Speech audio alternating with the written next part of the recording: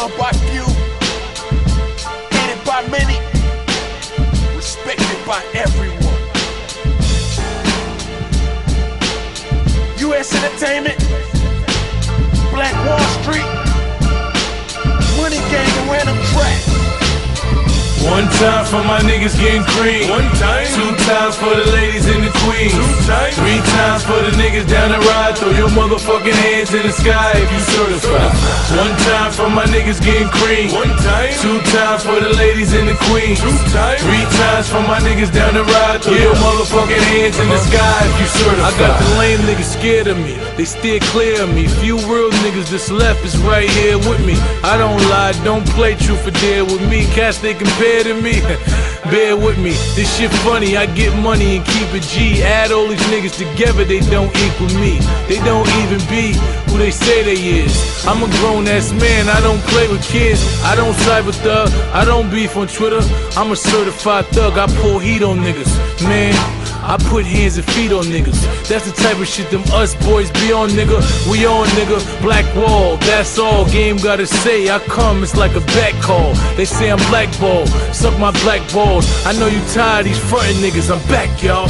One time for my niggas getting cream. One time. Two times for the ladies and the queens. Two times. Three times for the niggas down the ride. Throw your motherfucking hands in the sky if you certified. One time for my niggas getting cream. One time. Two times for the ladies and the queen. Three times for my niggas down the ride. Throw your motherfucking hands in the sky. Yeah. I was born where you peak at, I'm strong where you weak at. I holler in the hoods, you can't make a peep at. You rather snitch than do it, yeah, I eat that. You beg and borrow, I tell a nigga to keep that. That meat rack, I'm so off. To me black, y'all so soft. Y'all don't cough in the presence of a made man. How you a player, you ain't even got a game plan. I'm part of game plan. The takeover, they make shit up, the game need a makeover. It ain't over till I say so. They know a nigga play with me, he get wings in the halo. They go night-night and never wake up. Go on a date with death and never break up. They say it's what a man do that he judged by. 21 gun salute when a thug die. One time for my niggas getting cream. One time. Two times for the ladies and the queens. Two times. Three times for the niggas down the ride. Throw your motherfucking hands in the sky if you certified. One time for my niggas getting cream. One time. Two times for the ladies and the queens. Two times. Three times for my niggas down the ride. Throw your motherfucking hands in the sky if you certified. We're back, and we are here. Welcome to S.STREET Media. This is take two, but we're gonna leave that alone. This is Jenna Archer, repping S.STREET Media, and I'm here with a legend, New York's finest, Mysonne. How are you? I am blessed and highly favored, Queen. How are you doing today? I'm doing well. I'm doing well. Thank you for taking the time out and coming down. I know you're busy. Thank you for having me. For those of you who don't know, this is actually one of my first clients. And despite me being his manager, I actually have to say I learned quite a bit from you. Thank you. I'd like to think you learned a little from me. A little bit. A little bit, yeah. It was interesting the first couple of years when you came home, and I have to say we worked through quite a bit, but it worked out very well. Yes, it did. Look what I found hey, in the archives. My source interview that Yes. Jenna set up herself. Thank you. Thank you. you. Know, she had this thing situated. Jamal Redemption. Turner. Look it up. It's classic. She organized all the shots. She told us where to shoot. We shot at the first Yankee Stadium. We was in the train station. Like we front of the courthouse. Front of the courthouse. Those are good pictures. I still got those pictures. Those are good pictures. And this was the first mixtape. I know. I got it on my wall. I was gonna bring that and have you sign that, but I didn't want to be too ridiculous. Classic. I'll take a picture of it. It's on my wall. Let me sign it. Sign it for me. Is that the fat one? All right, that's fine. Knock it out. Knock it out. I had to go through a lot of legwork to get this. Make it nice. You know, this guy here, so happy. Jenna, let them viewers know what the source was for them young ones that don't know please. right now. The source, it's kind of a lost art. We had different magazines growing up. Even before that, you know, I'm sure we can agree, but back, you know, there were so many magazines where you had opportunities to meet people. And back then, the market couldn't be as flooded because you had to wait 2 months to get your article. Thank you very much. Source was that deal. Ladies and gentlemen, this is before the Instagram. Before Instagram, the source was that deal, man. That's when it was Dave Mays and yes. and A glory era. what's his name? Who are you talking about, Don Diva? Who you talking No, about? the guys who ran it. It was Dave Mays and I just talked to him the other day. He gonna kill me. Yeah, he gonna be mad. That's okay. We're not gonna hold you to Anyway. it. But this whole thing is. Yeah, used to get 5 mics and all that. Everybody was looking to see who got 5 mics, who had the hip hop quotable. Sneakers. You know what I'm saying? Different Sneakers, stuff. different stuff. Look Who at was the this, next artist Scrappy. ever? Young Scrappy. He's like 5 in this picture, let me just Yeah. tell you.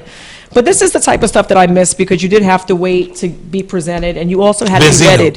Benzino and Dave Mays. Oh my God, Benzino! Benzino. Wow. Can I throw something in there? No, because you have no mic, and this is he's El Sonido. That set's going to be up next, and he can't even. We have to tie him to the chair. He can't behave himself. Hennessy. No more Hennessy. No more Hennessy. We have to put the bib out. I'm telling you right now.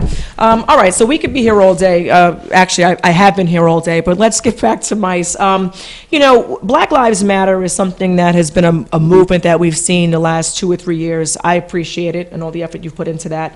Part of the vision behind that, I think, has to do with, in part, the Kaepernick situation. Okay. That's now 2 years or 2 seasons removed as we approach the 2019 NFL season, in their 4th week, approaching the 5th week. Do you think him getting blackballed has slowed down the movement, I should say, with respect to people in sports kind of mitigating how they feel or showing how they feel? Do you think it's slowed that down?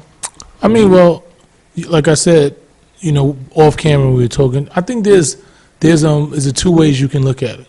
You know, what he did was monumental, and we all know that when you take a stand, there's sacrifice.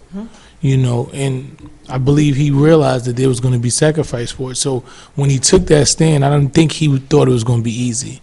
And I don't think anyone, the reason why people don't take those stands, because they know it's not going to be easy. They know there's going to be backlash. But I think when you look at how the world celebrated Kaepernick, how he's been, you know, champion, how many awards he's got, how many, you know, donations he's got, how his jersey is sold out all over the world, how he's able to financially sustain himself despite that, and then look that he was able to sue the NFL and win a collusion, you know, win a collusion battle with the NFL. I think when you look at it, he got everything that he could have got out of it. He came for. You know, he came for. So I think that what it does is it lets the other people know that, look, I can take a stand, and if I'm willing to sacrifice whatever it is that I'm doing for something greater, then cool. You know, I think the only aspect of it when you think about Kaepernick that is kind of unique is that despite taking the stand and him winning in pretty much every other aspect, he still wants to play football. Well, the Jets need him. Continue. You know what I'm saying? And I think it's kind of hard because when you look at what he represents, you know what I'm saying, and you look at what he represents, because when you look at the NFL, there's those who felt like he was not patriotic, which is a big part of the NFL's audience. You know, who are, you know, white males from suburban country. I mean, Who's paying for these tickets? Who pay for these tickets, and when what he Corporations. did in their mind was not patriotic. So they're like that. Okay, if we bring him back here, we're gonna lose pretty much the majority of what we believe our fans, but the majority of our players, who are black people coming from, you know, at-risk communities and black and brown people, haven't really made the stand to show to say, because if you think about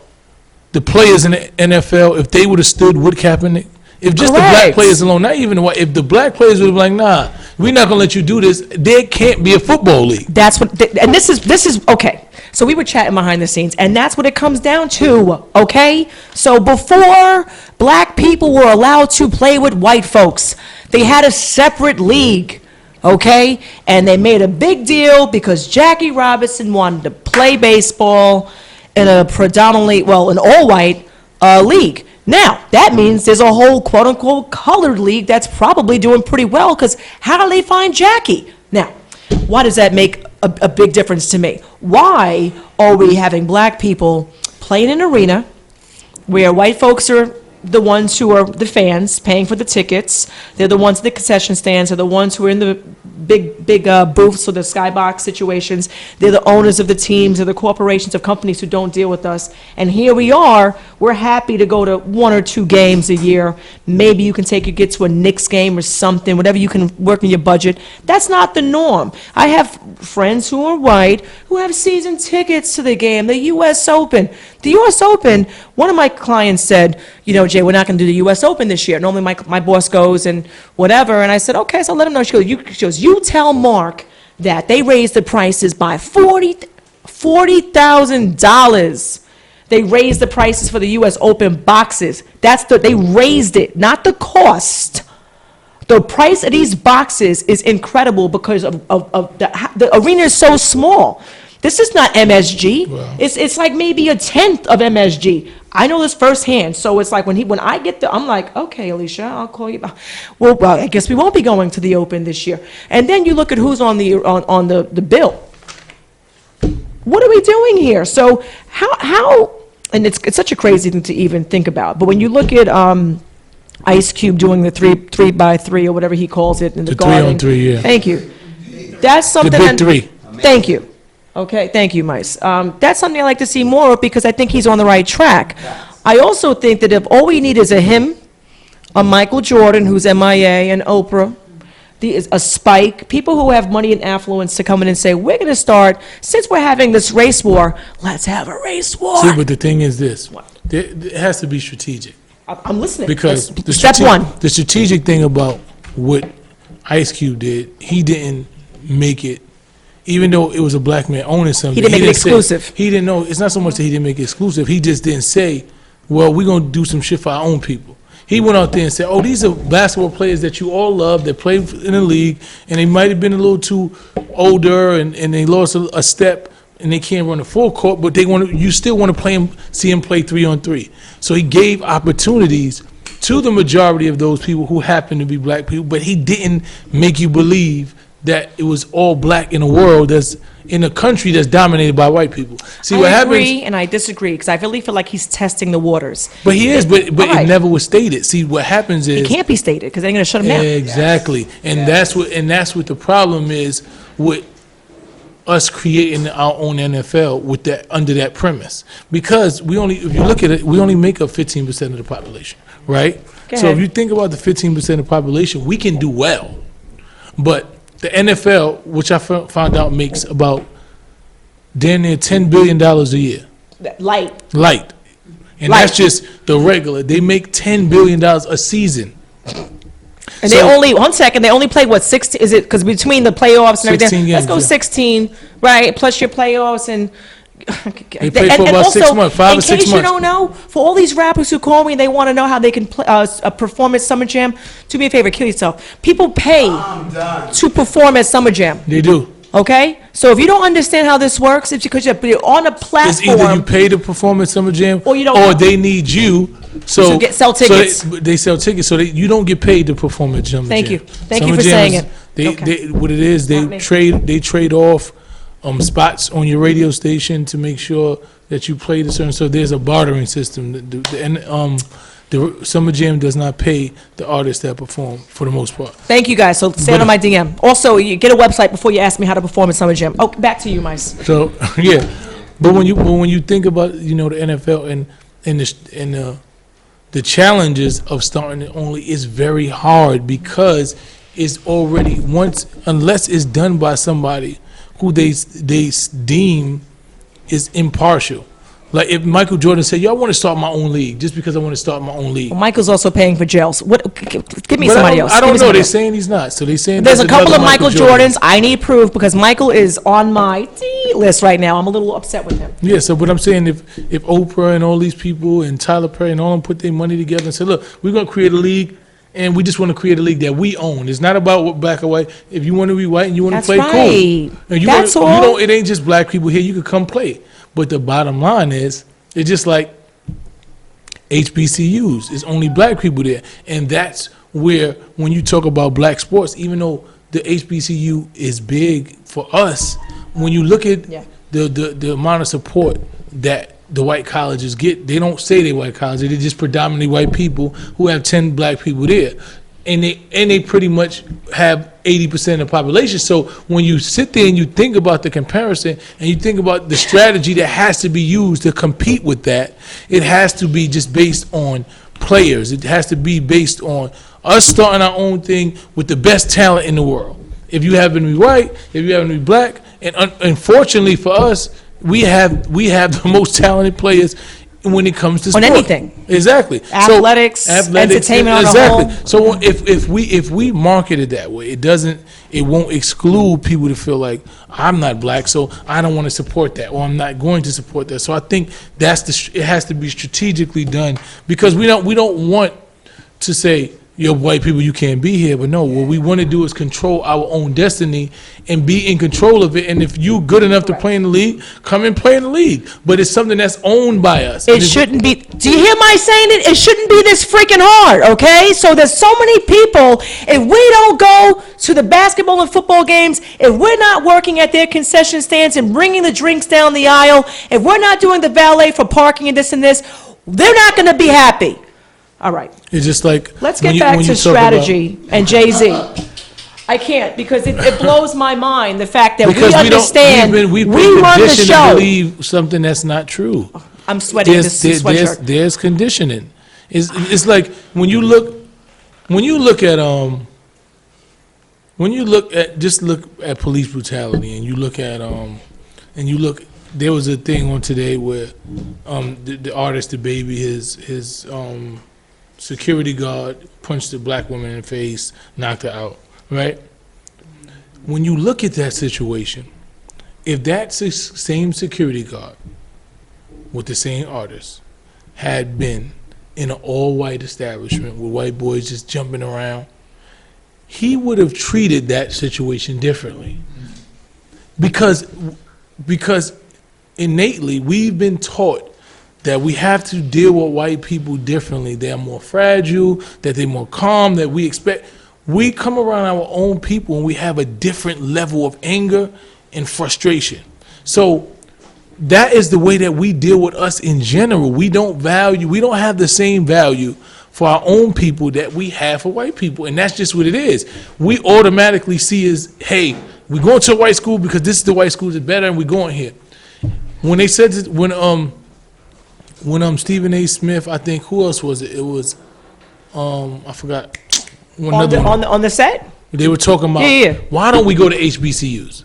You know, when Jamel Hill said, because the majority of the best athletes in the world are black. If we started to put together these teams and we put them in HBCUs, you know how much money we could generate to the school, and we could continue to flourish our own communities. But in the minds because the thing is this, and just think about this. If LeBron James was being followed since he was in junior high school. 18, 16, yeah. So you run around and they following you, you got the thing, and you decide, you know what, I'm going to Hampton. And I'm gonna get all of the top other three basketball players. Now we make Hampton the #1 school because we're not gonna lose. It's funny you bring up LeBron, because that's what he did in Miami. In any events, LeBron, right? I'm not a fan professionally. I don't know him personally, but on the charitable level, and as far as what he says on behalf of whoever he's dealing with, I'll give him kudos to that, because he definitely was a big advocate for. I remember me and Jenna was on the phone, and we thought he was Jenna was texting me because we were both like the anti-LeBron fans, and he was down 3-1, and he was like, he's going fucking home. Jenna was texting me like, this fucking guy, he's gone. I told you he's a fucking loser. We want to see their faces tomorrow. And then every game he's like, okay, so he got one more game. Don't worry about it. He'll be gone tomorrow. Fuck that guy. And Jenna was texting me like, and then we got to, she's like, what the fuck are they doing? Like they fucking had him. Like, I can't believe we really here. Yo, you saw the Popovich series? Let me tell you something, Popovich, right?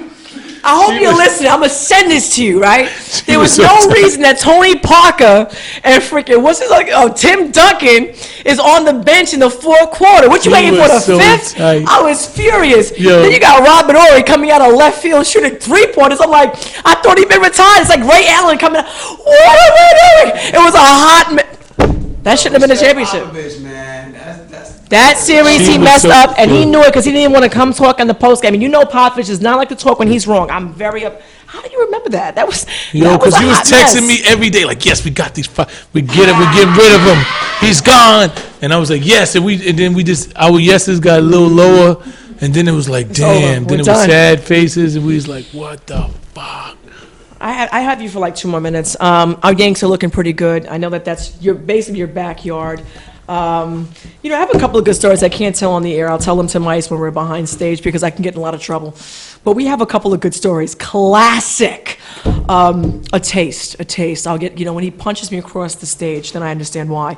Hard work, and I'll go into it. You'll know what I'm talking about. Hard work is important to me, and sometimes you don't realize how come things go in a certain way. It's very easy to make excuses when things don't necessarily fall into place. Somebody else recently had to be in New York. They're from Atlanta, couldn't be here. They didn't have the budget to fly. And I said, how come you don't hop on a Greyhound? Huh. So anyway, another artist. She's real. It's true. Another artist I know, who shall remain nameless, we had to fill like 5,000 crystal cases, the CD cases. Kill yourself. So, you know the story? So we had like 2 hot girls with us, and we're cute, like helping us out. No? Okay. Anyway, so certain circumstances happen where they are dismissed. And I'm thinking we're all going home, and I go, that's great, that was an easy 2 hours of work. Not ringing any bells? Okay, so we're all dismissed, and basically Mice goes, okay, let's go back. And I said, what the fuck you mean, let's go back? I said, what do you mean? I said, I did like 2,000 CD cases today. What more do you want? Now, mind you, we had Limelight the next day, which I also didn't get to go. I got rained on. I fucking threw the CD. Woo! Everybody on that line got a CD, though, that day. I bet you. Long story short, there was a situation where we were basically working under interesting circumstances, and whereas most people would have just said, fuck it, we're not doing it, I'm serious, it was done. And so little things like that have taught me to be resourceful and to ask when I need help and understand that I do have a good foundation and somebody to fall back on, whether it's the media, the S.STREET media, whether it's your family, but so thank you, Mice. Always. We have so many people behind me. I gotta go. Double J and El Sonido. I've been working on my also, you know what? Oh, speaking of messages. Reverse the hate. Sorry, Let's yeah. go. So, Reverse Hate is actually the sponsor for tonight's event. I forgot because it's been crazy. So we have gifts. Hang on 1 second. So let's go. I think I didn't realize you had muscles like that. I like the armor. No, they're much bigger. Let me see if that looks like it's gonna fit. Let me see. Oh, this is cool. Thank you. No, because we got the camo for the general. I like it. Do you think? It's gonna hug it? It's gonna work. Yeah, it's gonna accentuate the muscles. Yes, Yeah, no, I exactly. like it. Okay, Thank you, man. you're welcome. I appreciate There's hoodies and stuff in here for you, but I Okay. don't think it's gonna. This looks. Let me see this, and if not, I'll get This you another might not one. fit. That's not gonna Let fit. me It's like a titty warmer, but I like it. And that one go with the jacket. That's nice No, though. I'm not gonna let that go. I'll get you something else. An XL, 2XL. That's an XL. This is, Yeah. maybe. Let me just try it out. It might fit. It might. We'll just try it fit. on later. I'll take a picture of you with Jeans it. with Give it. it. What? Chill. It might fit the Not way. already? It might fit the way that the kids wear it. That's what. Okay, I mean, listen, do your thing, because if not, I'm sure Nissan would look good in this. Son would love it. That's what I'm saying to you. So if it's not you, it's Nissan. And then we have other things. We're going to also do giveaways here at the station. So whether I have a hookup with Spray Ground, I have several different situations with apparel, and that's what we're going to do. I would like to sign out as long as it's okay with math. Can I do that? Okay, on deck next again, Double J and El Sonido. 2-minute break, kids. Don't go anywhere. First and foremost. Thank you.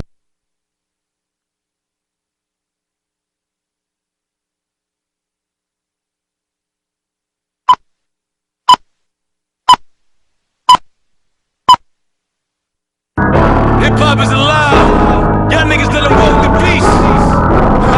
You niggas playing with fire, cause I command the entire Empire State. If you stay the king, he a liar.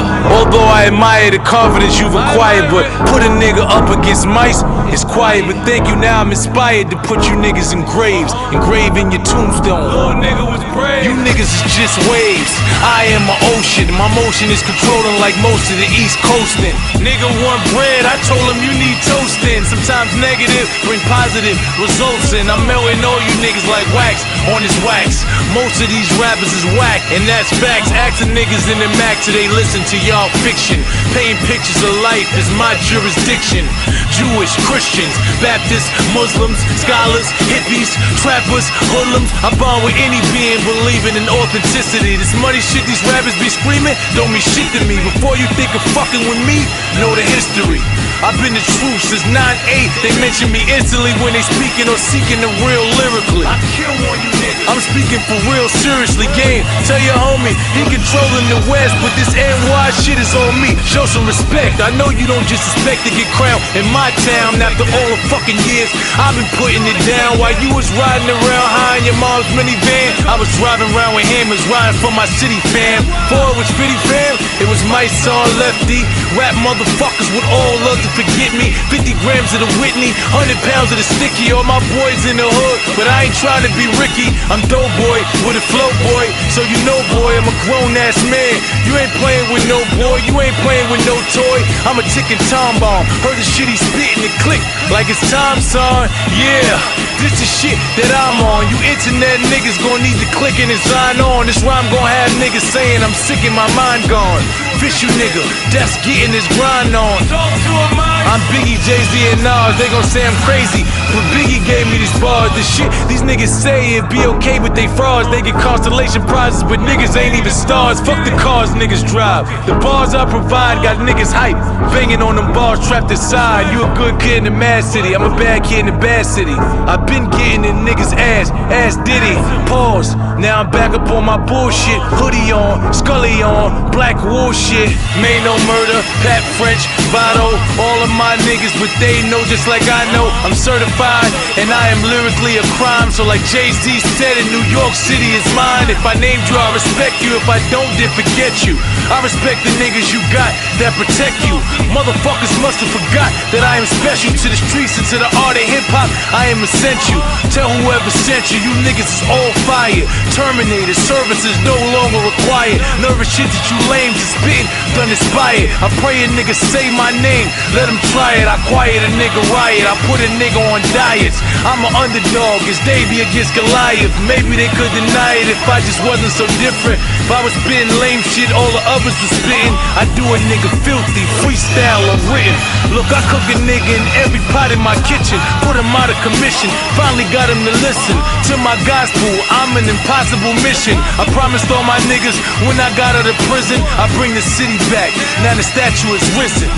Nigga, are you not entertained? Is this not why you're here? Ha ha. Hip hop is back. I'ma straight kill you, Nick. Peace and blessings, and shout outs to S.STREET Media, shout outs to Jenna. My name is Doble J. We represent El Sonido, the Spanglish and Spanish, you know what I mean?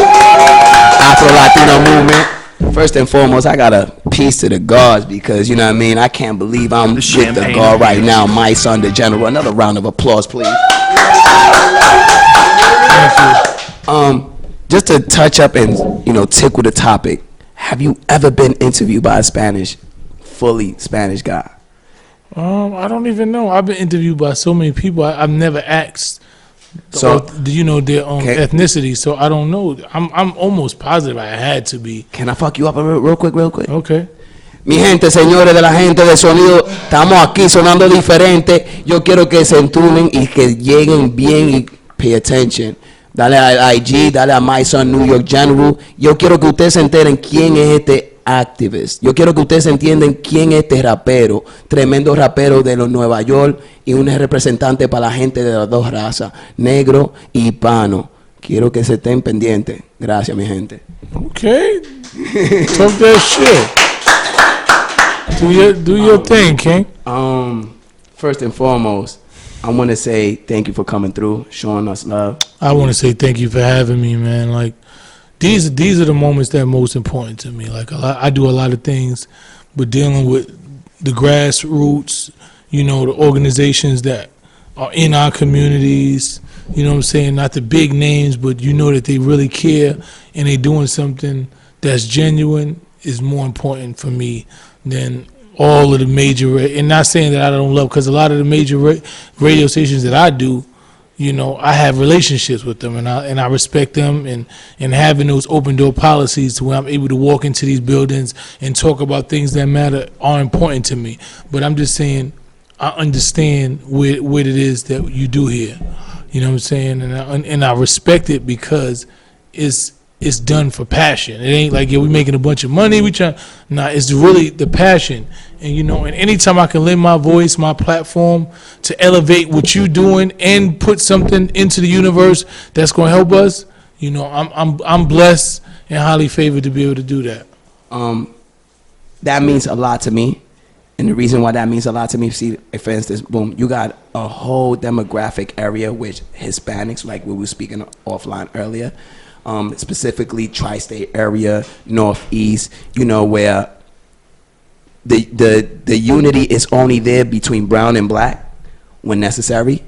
I want to hit a topic where I want everybody to understand that it's necessary all the time, 24/7. I want to touch, you know, for the Hispanics, because, you know, a lot of Hispanics right now, they probably looking at me like, Mysonne, ¿quién es ese? Mysonne, para que ustedes entiendan, un rapero de los 90, firmado con gente como Rough Riders, que fue corrido con DMX, I know y'all know who that is. Fue firmado con Violator, rest in peace Chris Lady. ¿Me entiende? Para toda esa gente que no entienden, que no han tocado hip hop de verdad en New York City, he was a part of the big movement in New York City, which home of hip hop, vamos a recordar que es en Nueva York. Aside from that, in the last year, para toda esa gente del sonido que entiendan, in the last year or two, right? Because one thing I could say is, first and foremost, thank you for your freestyle on Front Flex. You understand what I'm saying? And that was, I believe, the beginning of a big hit in the waves of social media, YouTube. You understand what I'm saying? And I still don't think that the Hispanic society could appreciate that as much as I did. You understand? Because he spoke so many volumes aside from the amazing freestyle that you did. In the last year as well, you fought for the incarceration, you know, the federal inmates that was going through hell last winter. Okay? Hell. There ain't no heat. They wasn't providing a whole lot of stuff. And him, one of the few individuals, not only as a rapper, not only as an activist, not only as a celebrity known individual, you didn't forget what you did when you was incarcerated. You didn't forget what you felt and what those individuals is feeling right now. I want you, give me a topic, you know, how that made you feel. Why was that so important to you? It was, first of all, I want to say thank you for having me. And, you know, and I appreciate, you know, the platform, and I appreciate, you know, the love. And it was important for me because I understood, like, I was in Sing Sing Correctional Facility, and a lot of people don't know, but Sing Sing is a very old jail. And the conditions in Sing Sing were, some days you were either freezing or on fire. You know, it's very old. The walls are old. You know, the heating system or the, you know, or the cooler system works when it wants to. There's no central AC in there. So there's a lot of heat. During the wintertime, we weren't very cold most of the time, but we were always burning up. During the summer, it was like abnormal heat because there was no real cooling system there. So I understood how uncomfortable I was, and there was nobody that was speaking up on behalf of what was going on in there. So when I looked at this situation, and I was getting numerous DMs from family members, you know, seen a couple of posts, and I'll never forget it. It was about 12 o'clock on midnight, and me and my team got on the phone, and we were like, "Yo," and I was like, "Yeah, you see this? Like, we got to do something, you know." And I'm like, "Yeah, this is crazy. Like, we can't just sit back and act like nothing is going on. We have to utilize our platforms, our voices, everything we have to bring some type of attention to this." And I was like, "Yo, look, let's just go and just camp out. We just gonna go camp out in front of there until somebody pays attention. We're gonna use our social media. We're gonna call all the people we know, and we're gonna elevate the voices of those people that are in there that I know are dealing with inhumane conditions. Like, it's no way that it should be 2 degrees outside and you don't have any heat in there. It's impossible, because what happens with the walls inside prisons, they hold in whatever temperature it is. So if it's freezing outside, those walls hold that cold in. So it was so much for me that I'm like, we're going to go out and sleep out. And my team was like, I'm supporting you. And we went out there, and, you know, and fortunately enough, we were able to bring attention. They told us, look, all right, well, the lights are going to be on until Monday afternoon or something because everything is closed. And we was like, nah, that's not going to happen. Y'all going to fix something in there.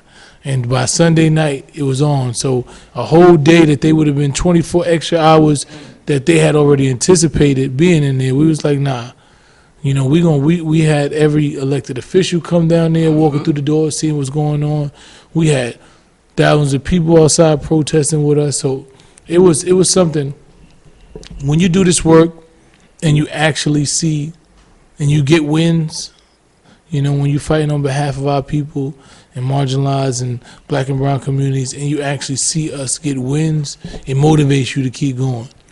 The reality is I'm going to keep going whether I see the win or not, because I know the progress, I know the process that it's going to take to get a win. So I'm willing to fight however long. Just like, you know, we got Daniel Pantaleo fired for choking Eric Garner. That was a 5-year process just to get him fired. He's had him in charge with, you know, the murder, which exactly it was. But we understand, to get any level of justice and rectification on what happens to us, there has to be a long-standing strategy and continual, you know, repetitive, you know, sustained, you know, strength by numbers. Exactly. And we need that. So, you know, when you look at these situations, man, I'm glad that I was a part of something that brought some level of comfort to people who are pretty much living in hell. Now, to me, it meant so much. Look, I want street media audience, I want y'all to pay attention. Pay attention. Y'all realize that the man spoke so much empowerment about the movement, of why it was so important to him. He never in 1 minute whined that he was freezing. He never in one moment said that he was out there for 12, 14 hours, sometimes probably not eating. If he did, probably ate cold food. We was out there for 3 days. You understand what I'm saying? And not one moment this man right here said, I was cold, I was hungry. All he felt is what the men and women was feeling in that cell. I need y'all to understand, I've been in a cell, and even in the heat, the cells, the bars are cold. So just imagine how it is in wintertime with no heat. That's a fact.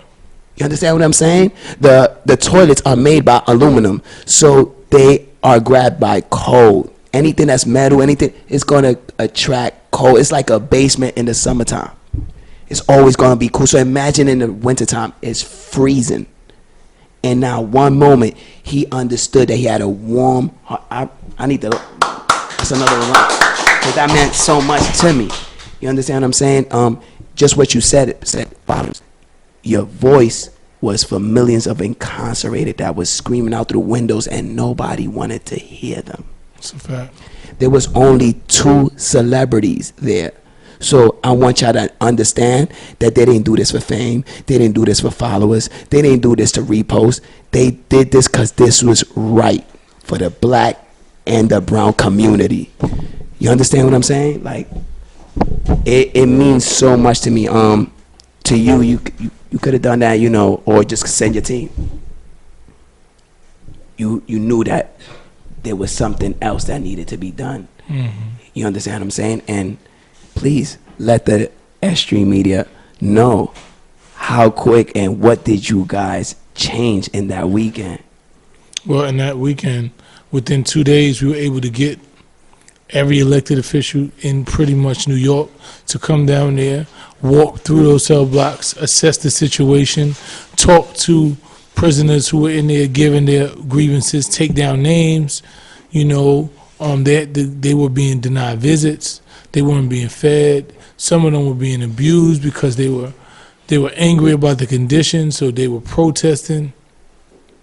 They weren't getting hot meals. They didn't have blankets. We were able to get blankets to them.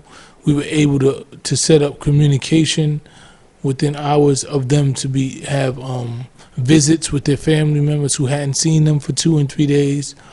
And then there is a joint petition right now in which all the inmates in there put together a joint petition, a lawsuit in which they're suing the facility for, you know, inhumane conditions. I just seen. Let me make sure, because I want to make sure that I'm talking this right. You understand he ain't making nothing up. Nah, I don't want to. Y'all understand that he don't want to forget. He want to give y'all the correct information because it means so much. That means a lot. Like I want y'all to understand. We have to be informed. Like when I talk about something, because I understand that I have a platform that a lot of people listen to. So I can't give you information that is not accurate. You know, when I first started in the movement, there were times where I'd be like, oh, okay, listen, you know, I know what I'm talking about, and I didn't have to research because I heard it from somebody that I thought was right. And then I started to realize that, oh, no. Everything that I tell you, I need to research for myself. You know, I need to make sure that this is accurate information because people are taking what I say as facts. Yes, you know, most definitely. So Look, you got my attention. So those are the things that come with, you know, a great power. As they say, comes great responsibilities. Now, can I ask you a question? Through that process, through that movement, how do you feel about the movement from then to now? How's it increasing? How is it empowering? How is it helping our communities in, you know, not only in the tri-state area, but in America, all our black and brown communities? I mean, in all of these processes, man, when people see us standing up, when you see people like Andy Smith Harris, when you see people like myself, when you see people like Tamika Mallory, who's pretty much one of the biggest civil rights leaders in this country right now, when you see us all standing up, it empowers you. It gives you a level of saying, now I can do this. You see people that come from the communities that you come from, who've made mistakes, who've been incarcerated, like my brother Shanduke McFadden, who's from Brooklyn, who started GMAC. When you see Jamila T. Davis, who did 12 years in prison for bank fraud, like when you. By the way, GMAC is from East New York, Brooklyn. You know, so when you look at all of us, and you understand that none of us are perfect. Yes. And we don't pretend to be, and we come to this movement with all our flaws. We come as human beings. We come as flawed human beings who just made conscious decisions to do something better. And you see that and you say that I can do this. Like, I don't have to be perfect. I don't have to fit this perceived mold of what an activist looks like, or, you know, I don't have to be somebody that goes to church every day to care about my people and what's going on in communities. I can be the average person with a voice, with a platform, just who cares, and I can find my entry point into this. So I think when they see us, you know, we remind them that we just like them. We don't separate ourselves. We don't make ourselves seem special or detached from the communities we come from. We let you know we are of you, and you are of us, and therefore you can do whatever we can do, you know, and that's the empowerment that we give them. I want to ask you, what do you think about the activism in the social modern world that we living in today? Do say it again? in the social media, in the social modern world that we living in today? I mean, like I said, there are entry points to activisms on all platforms in all fields. Some of us are going to be outside and risk arrest and utilize our voices to be, to put our bodies on the line, to put our freedom on the line. And then there are some who have social media followings of millions of people who are able to spread the message. Most definitely. And I think all of those are important. I think everybody's entry point should not be diminished, but it also has to be put in it has to be put in the proper context of what it is that you do. If you are a social media activist and you're able to utilize your voice and spread a word, then that's what you do. I don't think there should be given. I think what has happened throughout, the past few years, there's been given more credibility because social media has been such a big thing, notarized. There's been some level of notarization and credibility given to those who spread the message on social media, who may have more followers, more than those who are on the front lines, who out there, that might be risking their freedom and their life to bring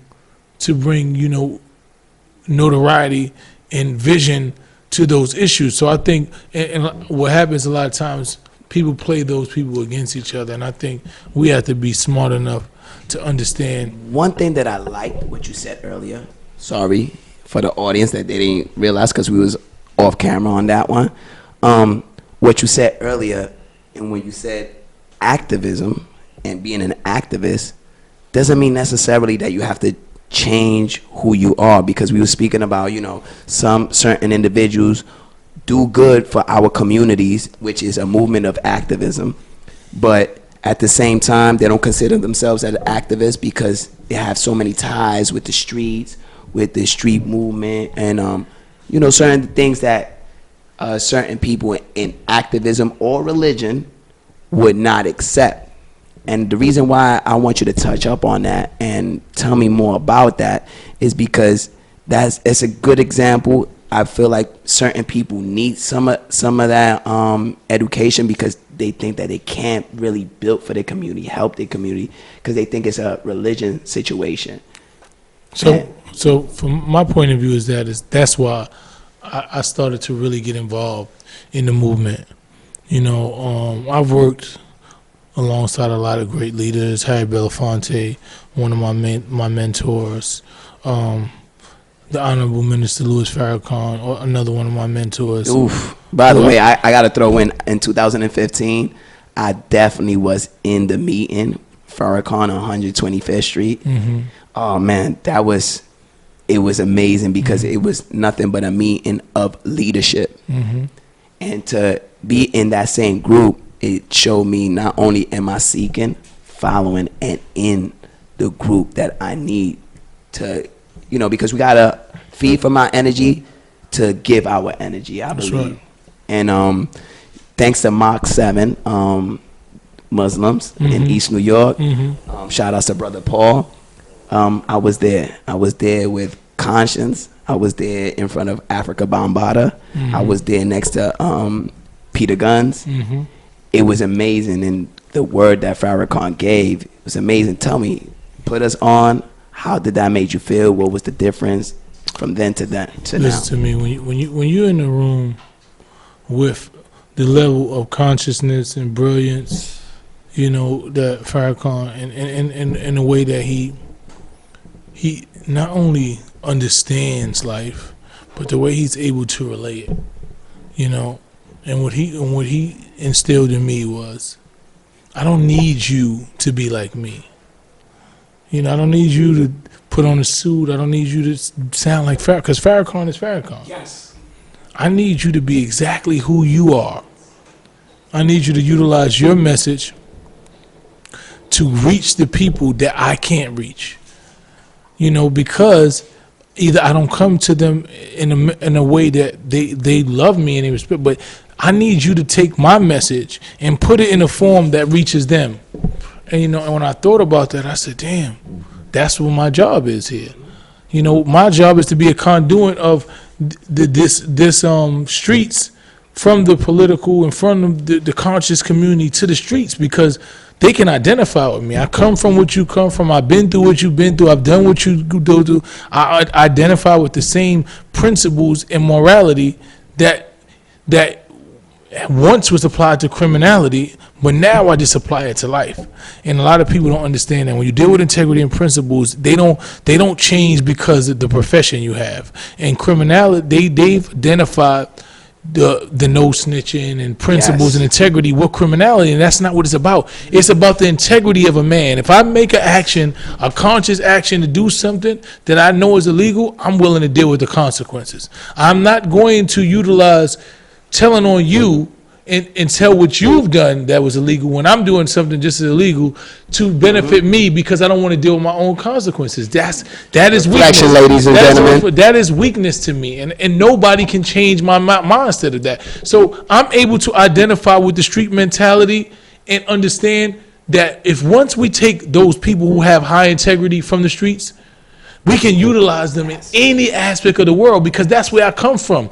I was in the streets. I brought into the street life, and then somebody showed me something different. And when I utilize that same integrity, that if you're my man, I'm riding with you, and I'm willing to sacrifice, and whatever we identify and whatever we decide to do, and if we get caught or whatever it is, I'm going to deal with those consequences. I'm not going to throw you under the bus. I'm not sacrificing you because I'm not willing to deal with my consequences. Because you believe I got your back. Exactly. I can live in any aspect of the world. When you have integrity, no aspect of this world can you not survive.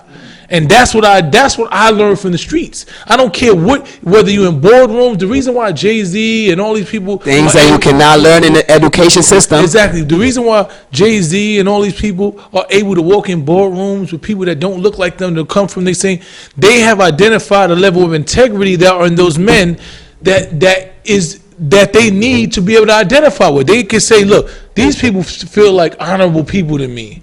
So I'm willing to put my life, I'm willing to put my business in their hands, because not only are they honorable in my business, but in their own communities, people respect them because they haven't turned their back on just the integrity that comes with being a man. So that's how I live my life, and that's why I'm able to give my message, and that's why I stand on what I stand on, despite what somebody else may think about what I stand on. A lot of people don't get it. I'm changing the mind state. A lot of people in my field that are inside, you know, the social justice and civil rights, they don't get why do you keep talking about this no snitching? And no snitching is not about criminality. Yes, it has nothing to do with criminality. It's men who have, if you jump, it's like going to the MMA. Be ready for what you got into. It's like being in the MMA. If you join the MMA, you join the army, and you get shot and killed, that's what you signed up for. Facts. You can't go and say, I want that man to go to jail. They not. They're going to sell it. Well, in his country, they're going to celebrate him. You're going to get a Purple Heart. When you kill somebody, they're going to give you a Purple Heart. Big fact. Because you went and you signed up to be in that army. Did what you said you was going to do. You did what you said what you're going to do, and you live with the consequences. The people say, what about your wife and kids? When you go in the army, you saying, I'm willing to do this, and I hope it's going to benefit my wife and kids. Whatever money I get, whatever benefits, I'm willing to give to them. Just like when you're in the street and you risking your life and your freedom and you hustling, you say, I want to give this to my wife and my kids, and I'm willing to jeopardize that or sacrifice that because this is what it is. And whatever comes with that, I'm going to deal with that. That's what men do. They don't change up. They don't flip. They don't say because now it's not conducive to me. It's not the best situation for me. And say, you know what? I'm going to say what you did so they can not punish me more. No. I deal with men, and I deal with life on life's terms. Peace. For the last question of our segment, because I got to go, which is big, is last but not least or less important. Mm-hmm. You from the Bronx? Born and raised. I got to live. I'm from Brooklyn, East New York, by the way. I got to live in the Bronx. I got to live in Manhattan, Washington Heights. I got to live in Bushwick, which is, I believe it has the same diversity, mm-hmm. where one side is Spanish and another side is black owned, more or less. Mm-hmm. I want you to touch up and give the best message that you can for that separation to come in union, not only when the politics comes in, not only when we incarcerated, not only when we oppressed. I want us to come in unity in all boundaries, creatively, black owned, everything.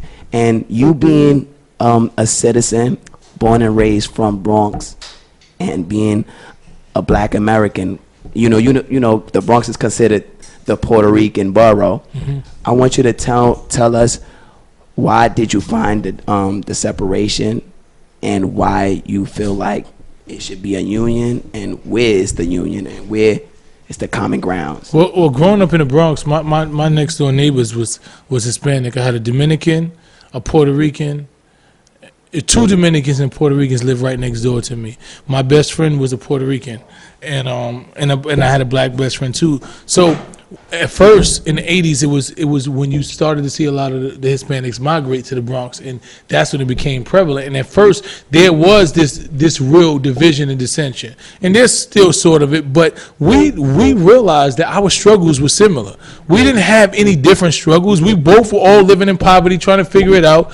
The difference was you came from your country with your culture intact, and you were taught something about black people, and you had to dispel that myth. You had to learn, like, damn, this black person right here is just like me. We going through the same thing. We got the same struggle. We got to use it. I got to come here to get sugar from him. He might have to get bread from me tomorrow. Might have to be back to back in the streets against somebody else. And we realized that we were one. And then when you look at the history, understand, like Fat Joe said this week when he did his interview, he said that black Latinos are black. If we don't understand our history, we don't understand where we come from, and we don't look at our countries and understand there was emergence. And when you look at a lot of black, darker Latinos, that was because we merged. That we have, you know, we've always been one. You know what I'm saying? So understanding that, and then identifying and coming from the Bronx, where it is a high level of Hispanics and blacks have grown together. We've made babies together. My son. My wife is a Puerto Rican and black woman, and I have black and Puerto Rican children. So understanding that they are going to be, the majority of her family speaks Spanish. My family don't speak Spanish still. They are a reality of what our culture is. Yes. You know, so we need to end the separation and incarceration in our neighborhoods, in our communities. It's the stupidest thing. It is the dumbest thing in the world. Gracias por el sonido. I appreciate you, Mysonne, for giving us the emphasis of the reality, the movement that you on, and what we need to really touch on to help each other. Peace and blessings to everybody. Peace. Street Media.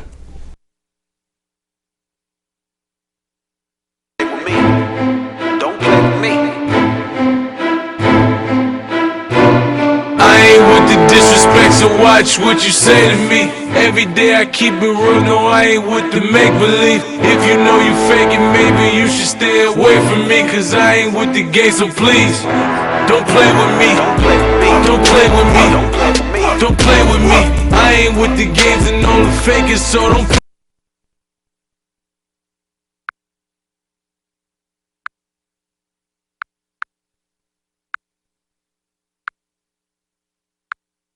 With me. Don't play with me. Don't play with me. Don't play with me. Don't play with me. Cause when you niggas play with me, then they gon' have to pray for me. Now I don't know if they told you, I don't play games, but I show you.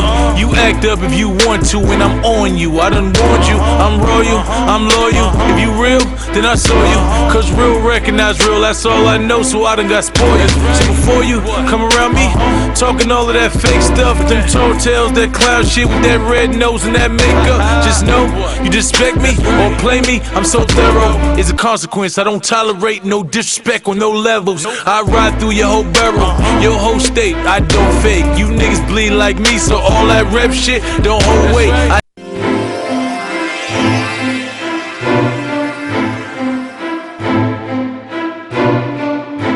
Don't play with me. Don't play with me. I ain't with the disrespect, so watch what you say to me. Every day I keep it real, no, I ain't with the make-believe. If you know you faking, maybe you should stay away from me, cause I ain't with the game, so please don't play with me. Don't play with me. Don't play with me. Don't play with me. I I ain't with the games and all the fakers, so don't play with me. Don't play with me. Don't play with me. Don't play with me. Don't play with me, cause when you niggas play with me, then they gon' have to pray for me. Now I don't know if they told you, I don't play games, but I show you. You act up if you want to, and I'm on you. I done warned you, I'm royal, I'm loyal. If you real, then I saw you.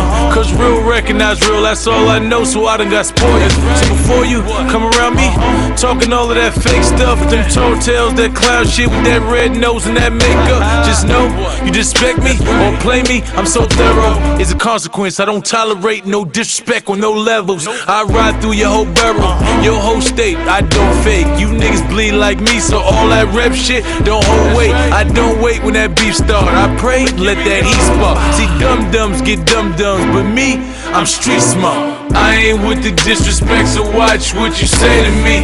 Every day I keep it real, no, I ain't with the make-believe. If you know you faking, maybe you should stay away from me, cause I ain't with the game, so please, don't play with me. Don't play with me. Don't play with me. Don't play with me. Don't play with me.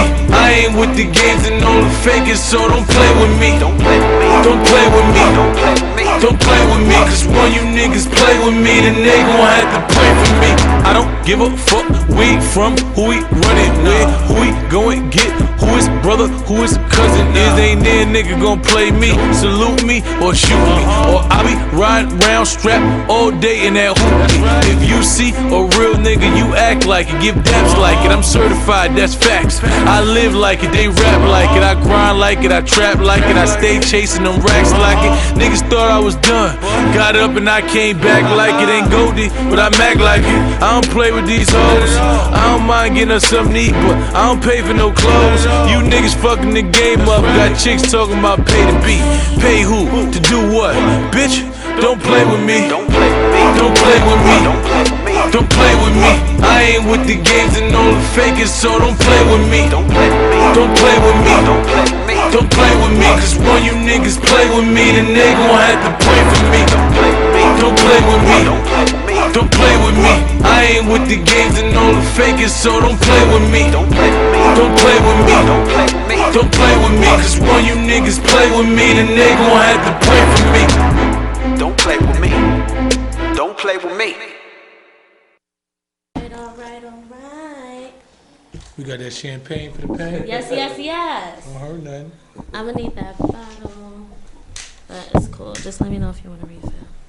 Hey, my name's Ebony J. This is the Purpose Radio Show and Podcast, and today I'm here with Mysonne, the General. Ow. Yes. We are here, the Purpose Radio Show and Podcast. I just want to say thank you. I appreciate your time. Well, thank you, your Queen. Energy. Thank you, Queen. You're amazing. Oh, thank you, Queen. Integrity over income. Woo! All right. Yeah, get Shout those out hats. to that. Yes, Get those hats. Yes. Make Get sure you you get one. those hats. I need one. Got you. I need that. We got you. Yes. So, welcome to the Purpose Radio Show and Podcast. Yes, so, the ma'am. reason this is called the Purpose Radio Show and Podcast, my motto is turn pain into purpose. That basically means whatever pain you've been through, whatever's going on in your life. Even if it's champagne. Hello, make it your purpose to do better and to be better. And I feel like my purpose is music, cheers, and it just help everybody be great. And whether that's through music or just doing my work with, I'm not going to say activism, but just throwing my events for the people. You know what I'm saying? And just touching the people. Whether that's through music or just touching them through events and stuff and touching them through heart, you know? So that's what it's all about. So I want to ask you, how important is music and hip hop to you? Oh man, music is my foundation. You know, activism is an extension of what music meant to me. Music was always, you know, my way of relaying a message. Yes. Of expressing joy, pain, seriousness. It was always, you know, my outlet. Yes.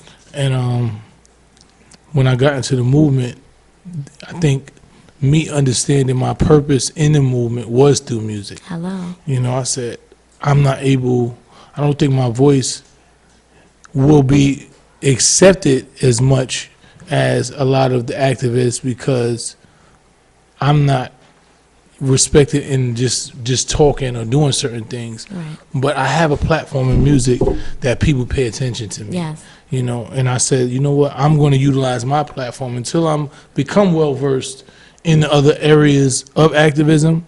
I'm going to utilize my platform of music to talk about what really matters to me. Right. And that was, I mean, music is something that is my passion. Like, Yes. you know, I listen to music, I critique music, I think music. Every time I hear words, I think about songs that I could be Yes. doing.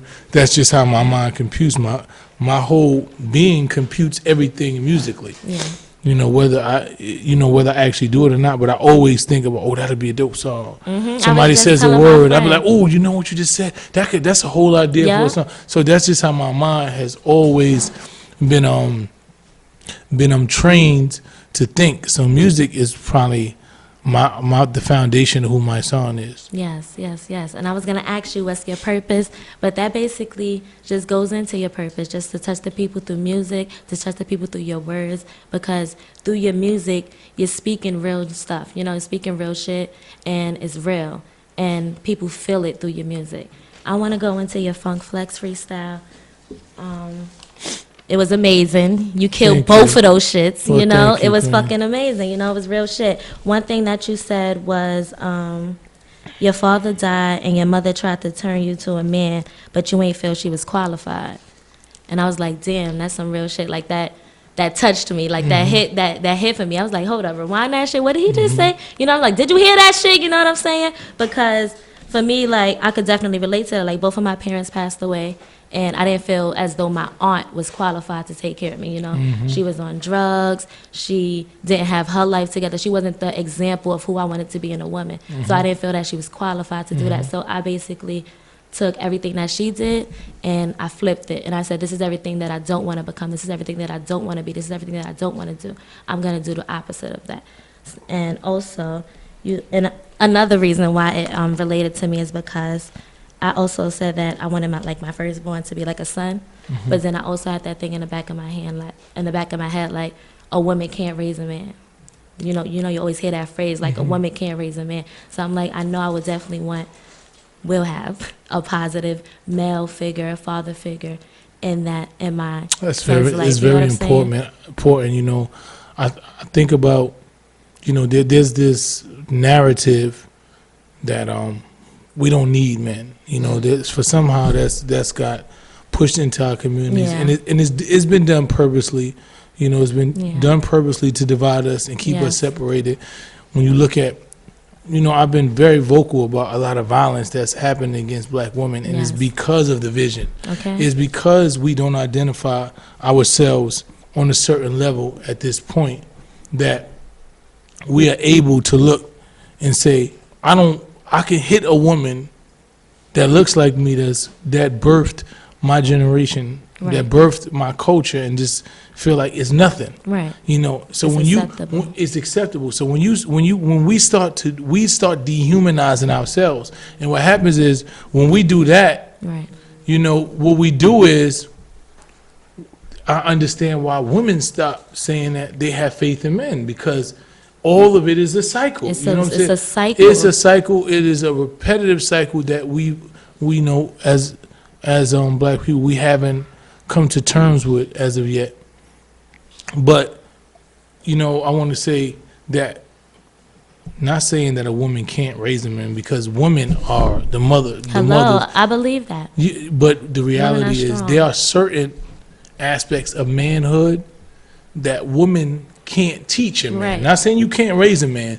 You can't teach a man certain levels of manhood that they haven't identified with yet. Yeah. That you actually have never experienced. So it's possible for you to teach that man any levels of manhood because you've never been a man. Right. You know, so trying to teach that person how to be a man is pretty much impossible. There's always something missing, and I guess you can say that's why they look for it in other places. That's why they look for it in the streets. That's why they look for it in another man outside of their father, because their father's not around. Or maybe their father passed away, or maybe their father's incarcerated. Exactly. It's just a cycle that keeps on repeating. And I think it's a bigger conversation that needs to be had, and both the male and the female need to really be able to sit down and have that conversation, and be able to sit down and have that understanding and communicate. And without that, it would just remain a cycle that keeps getting repeated. That's right. Yes, yes, yes. You also said that in your Fun Flex freestyle that they tried to divide the black men and women. Exactly. That was, you know, I think for me, when I do those freestyles, Yes. I don't want to just rhyme.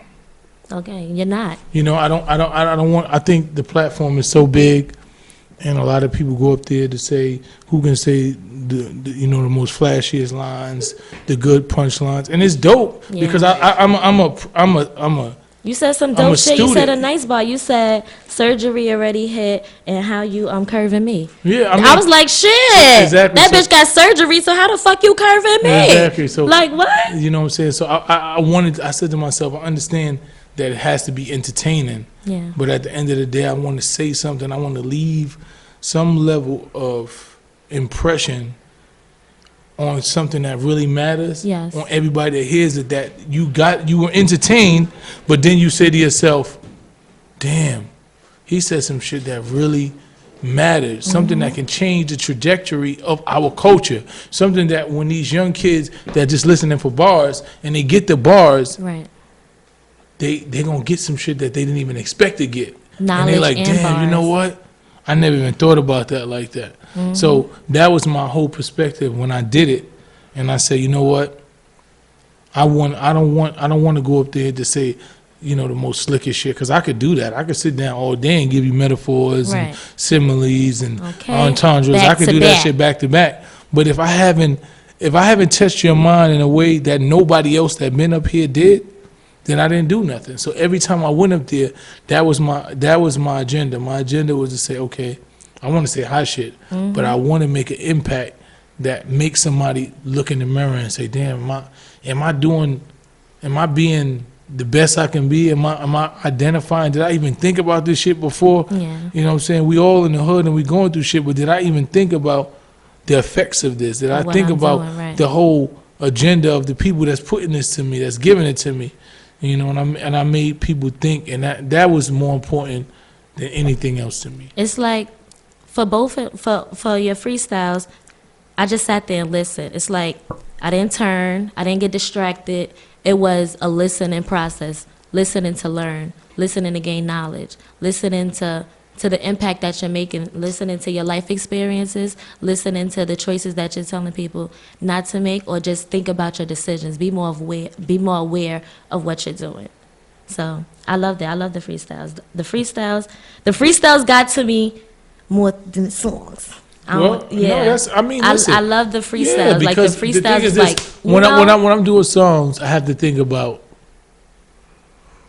how the song's gonna get played. yeah. You know what I'm saying? When I'm doing a freestyle, there's just a free thought of me giving you all of my thoughts and emotions at one time. So there's a difference when you doing songs. When you look at Kendrick Lamar, right, and you look at J. Cole, Yeah. and you look at the songs that first made you pay attention to them, and then you look at the music that they're able to give you now, it's a Yeah. completely different contrast. Yeah. When you think about, what is the shit that Kendrick had about how drunk he was, and I'm so high, I can't pay attention, like I'm drinking and all Yeah. this. That's I not don't that know, ain't too that's hot not for who that's not who Kendrick Lamar is. Right. You know what I'm saying? When you think of J. Cole first song and he talking about the girl and how he was wanting to have sex with her and Yeah. all that. That's not nowhere near the message that Of he's what he able was- to give you yeah, now. with But Lost Ones and everything his they his do. thing, like any other artist, you gotta get the attention of them with something that is appealing to the masses because they don't want to think. Right. The masses of people, they want to escape reality. They want to deal with what's comfortable, what's easy to listen to, what I could say, oh, I What's laugh, fun, what's turn fun, up, turn up. yeah. And then when you get to a certain level, you able to say, okay, I Switch it got up you, on them, now I can yeah. do this. So for me, when I do Funk Master Flex freestyles, they're going to tune in anyway. Yeah. So I can say what the fuck I Right, want to say. I can say exactly. what's on my heart. As long as the beat is dope and I'm spitting, Mm-hmm. they're going to be like, damn. And that's what the people tune in for, because they want to hear you say what you said that nobody else Right, said. right. So when you do music, it's a different it's a whole different thing. I It's got like a music that I different haven't game. never put out Yeah. that has the same level of content, but it's some shit that you got to get this song first. You got to get Yeah. a song that makes you bop, and you like, oh shit, I fuck with this. Right. And I'm saying some shit. I got to throw sprinkles in. I can't Yeah. Mm-hmm. overload you. I can overload you in a flex freestyle because I can Right. bring you here, then bring you back to the streets because I got 7, 8 minutes to do this. I only got in an average song. They only gonna play the shit for 3 minutes. Yeah. So I gotta keep you engaged in it. Make the beat make sense, make the chorus make sense, you know, and so it's a completely different dynamic. So I understand when you say that. Yes. But it's all good. It's all good. It's Shout all out to good. Soul Not For Sale. Shout out for 10 sale, my Rap boy. Commandments. Okay. You already know. New video just came out, 2 days ago, 1 day ago? The video ain't come out, but the song came out. We're working on the video now. Okay, I watched it on YouTube, so it came with the little thing. So I figured that's a video to me. Okay, I ain't mad. I'm not mad. But yes, it's out, and make sure you guys purchase that and get that. It's available. It's available.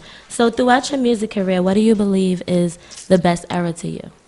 The 90s. Okay. You know, mid to late 90s is the golden era of music, man. Like I grew up in the 80s, so I'm a product. You know, I was inspired by Kool G Rap, Rakim, you know, EPMD, Big Daddy Kane. I grew up on that.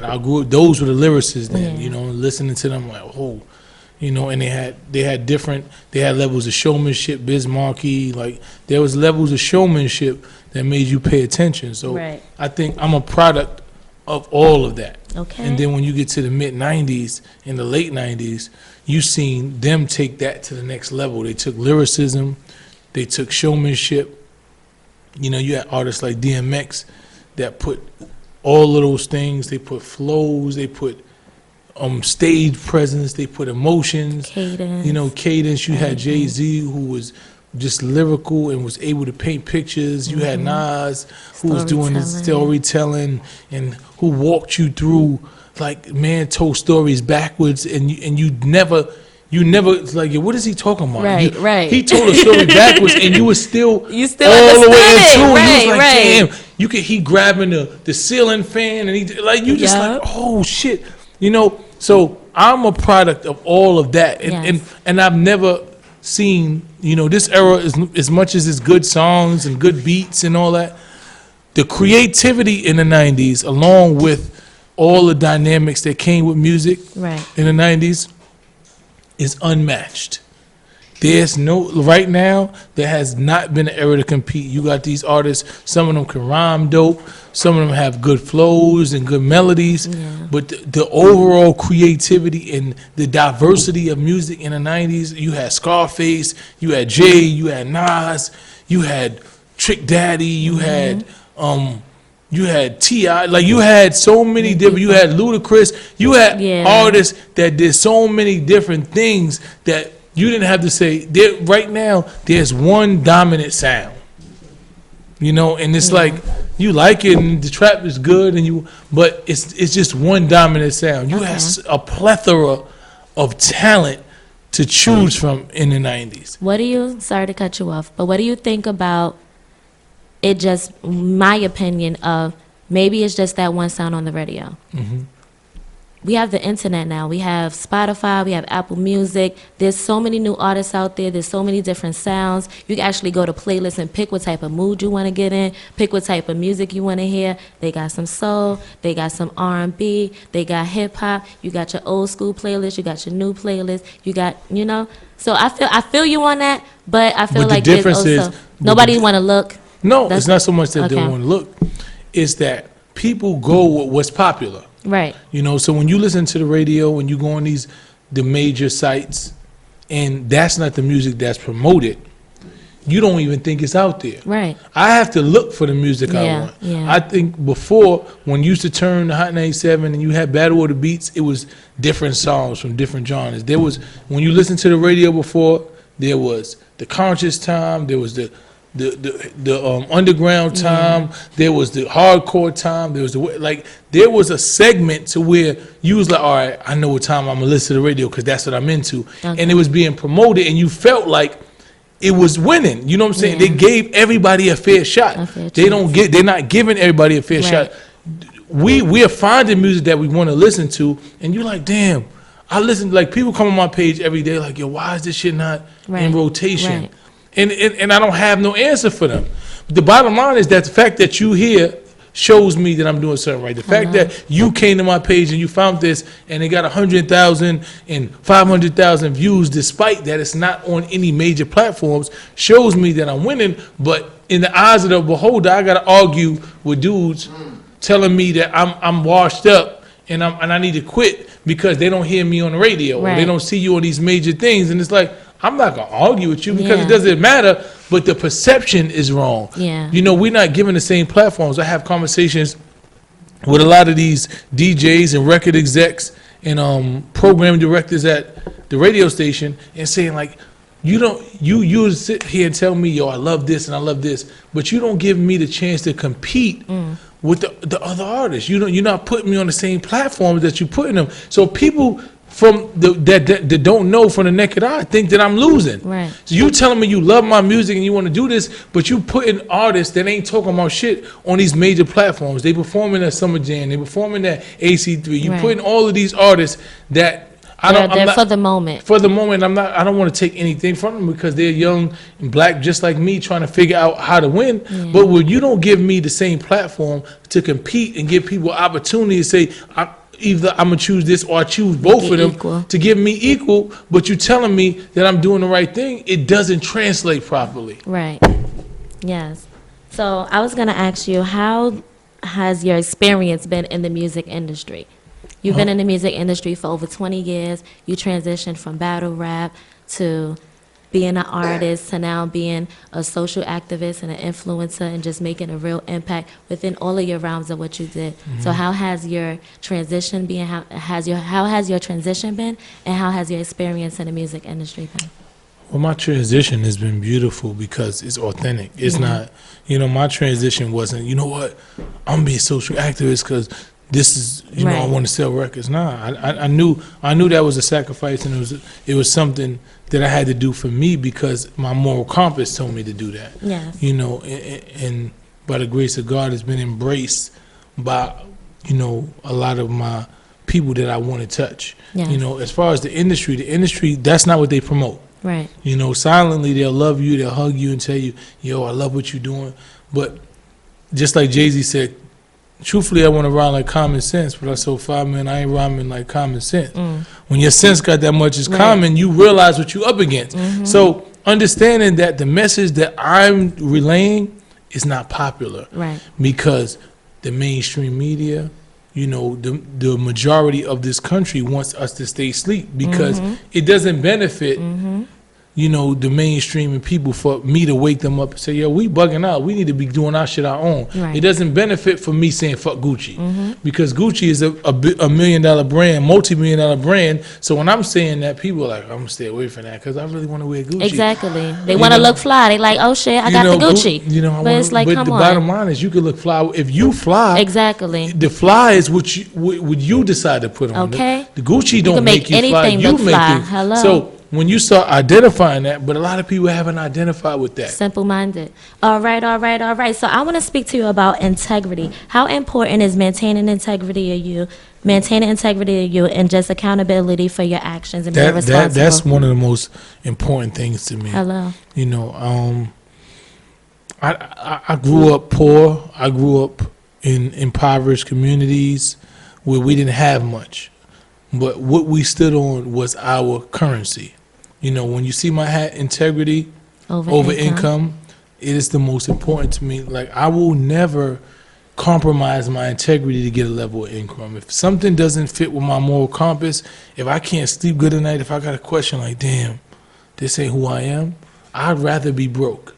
That's not something that you'll hear most people today. Now you hear money over everything. Right. As long as you got a bag, fuck whatever I'm trying. That's never. So that's why it's so hard for me in this era because I understand that the principles that I was brought up on that fit me mostly is not principles that embraced by the whole culture in the era now. Right. So I'm either loved or hated. You'll find It's no in people. between. It's no in between for me. The people either love me or hate me, and I'm okay with that because at the end of the day, I have to be able to sleep at night. Yes. I have to be able to look my kids in the eyes and say, I was authentic to me. Okay. Either I win or I lost, but I was authentic to me. So Yes. integrity is over everything for me. Integrity over everything. Yes, yes, yes. So I have one last question for you. One last question. Oh. Sorry. You ain't got to be sorry, Queen. Okay. You're a black queen. You ain't got to be Yes, sorry. I am a queen, Queen That's Ebony right. J. Hey. Ebony. You know what ebony means? Tell me. It means black. It means the queen. It means queen. Okay. I am Ebony. I embody Ebony. I That's embody my right. name. It is who I am. That's right. My dream is Ebony to be on Ebony magazine, and it's gonna happen one day. Look, Okay. You gotta talk that thing. Hello. talk that thing It into will existence. happen. Okay. That's It was right. so real. My chair just went down. Yeah, That's yeah. how fucking real it was. Okay. So basically, I can't find a question, but basically, I want to ask you about social media. How do you think the game has changed, and about social media being so important, about people forgetting who they are and making an image for social media, being distracted by social media and everything? Social media is a gift and a curse. It's a very dangerous place because it's the only place that you can be whoever you want to be, not being checked. You know, you can talk to people who have actually put in work, and you can insult their character and their integrity, and nobody questions it. Because if you have any voice, whoever follows you is going to take it at face value because somehow they believe what you say. Right. You know, and it's also a place where you can utilize and touch so many different people if you have a real message and you have something that you're trying to spread. So you have to find a balance. You know, I had a conversation with one of my friends today, and they was like, yo, you need to, you know, you on internet, you argue with people and you do this. And I'd be like, and it's not really arguing. I just feel like if I have a premise and I say something, that I should be able to back it up. And if somebody challenges me, I don't want to ignore them and make them feel like their challenge or their question is not valid. So as long as it's done even if it's done disrespectfully to a certain degree, I want to be able to not make you think that I'm not the average person that puts things out there without facts to back what they say. Right. So I will engage with my followers. I engage because I want you to feel like I'm not above you. I come from where you come from. So if you have a concern and you telling me I'm wrong, I'm able to tell you that I'm not. And I can make them understand. And I can make you understand. Even if I don't make you understand, you're going to respect me because I'm not dodging no questions. I'm not just throwing something into the universe. So the internet is a gift and a curse in that regard. So somebody was telling me, yo, you need to get off the internet and this and that. And I said, you know what? I'm going to take a 7-day fast. That's because what I I can do. do it. I can do it. It's not, I don't need the internet, but the internet has been some way to where I'm able to reach a lot of people. I'm able to market my product to, you know, I put these hats out 3 days ago. I got over 200 DMs saying I need this hat. Yes, you know what I'm saying? So it makes sense and it's authentic. It's not, I want to be able to be self-sustaining. I want to be able to benefit myself and not have to worry about somebody else funding me, so I'm not able to say the things that need to be said. Right. So I want to build my own. You know, I've been dealing with real estate. Yes. I've been dealing with entrepreneurship. I sell my own shirts, my own hats, Okay. sell my own music. I'm not signed to no label, nothing. Yes. I have my own music to where I get 100% of everything that's mine. Totally. You. So I want to be able to talk. I want to be able to utilize my voice to say whatever I want to say because I'm not controlled by anybody. Anyone, yeah. And the internet allows you to do that. It allows you to create your own platform, and people who want to hear what you want to say or what you have to say will find you. You know, so I appreciate it, but I just hate the fact that there's so many people that quote unquote troll. Yeah. That, you know, that people, you know, you got the academics and these people who are poisonous to our community and our whole culture, in which everybody that they touch has some negative, adverse realities. And if we not identifying that, and the thing is, I'm gracious to have a platform that can combat that. You know, that could say, yo, this shit is, and explain to you why it's wrong. Explain to you how it's false. I was going to ask you, I was like, you and academics been going at it for a while. We haven't really been going at it. The thing was, I know who he is. Okay. And it's nobody. You see. I know is that, and the bottom line is that you have a platform that you built from the basement of your home, and you talking about real shit that are going to get people killed in the streets. Yeah. And you give commentary that puts people at odds. You don't just report what's going on. You call this person soft and this person tough, and you create the tension between these people. So when they shooting and they killing each other, you back up, and then you report it. And then they go to jail, somebody dies, and you just thought, all right, I'm just, no. What you did was agitate situations that didn't need to be agitated, and you're not even from that. It's not like, I can understand if you was from that, and you willing to, Hyping you in the shit trenches, up. but you hyping shit up, and you not from that. And anybody who's from that, know you not. But the reality is the people who don't just see it as entertainment. Yeah. So, like I said, I'm like a dinosaur in this game. I'm a person that's gonna call whenever you're doing something that goes against my moral compass. I'm gonna talk about it. But why you gotta talk about it? Because nobody else ain't gonna talk about it. Can't be and fake, I see it. these kids is gonna listen to that, and they're gonna live their life by that, and they're gonna die. And it can't be on my Die or watch. go to jail or end up in some trouble. And it can't be on my watch. Yes, I like that. Can't be on his watch. Got to make sure that he's speaking for the people, he's representing the people, and he's steering them in the right direction. My son, I want to say thank you. Thank you, Ebony. Thank you so much. Hello. Hello, Listen, Ebony I'm J. Hello. With Because the I didn't J. want to have to check you. With the J. Listen, you made me, listen. Why you stopped made me you. do that? I stopped you before you even get there. I threw the J Yes. before you even had to check. Yes. He forgot the J, but thank you so much for Thank being you. here. I appreciate you. It was an amazing interview. I appreciate you. You are you. amazing. Keep doing what you're doing. Don't I stop. don't know nothing else. Please don't stop. Thank you. Keep being amazing. Keep Hey. being great. Hey. The Purpose Radio Show and Podcast. The purpose. Turn your pain into purpose. What's your purpose? Okay. What's your purpose? What's your purpose? Ebony J. Hey. That's a wrap. Thank you.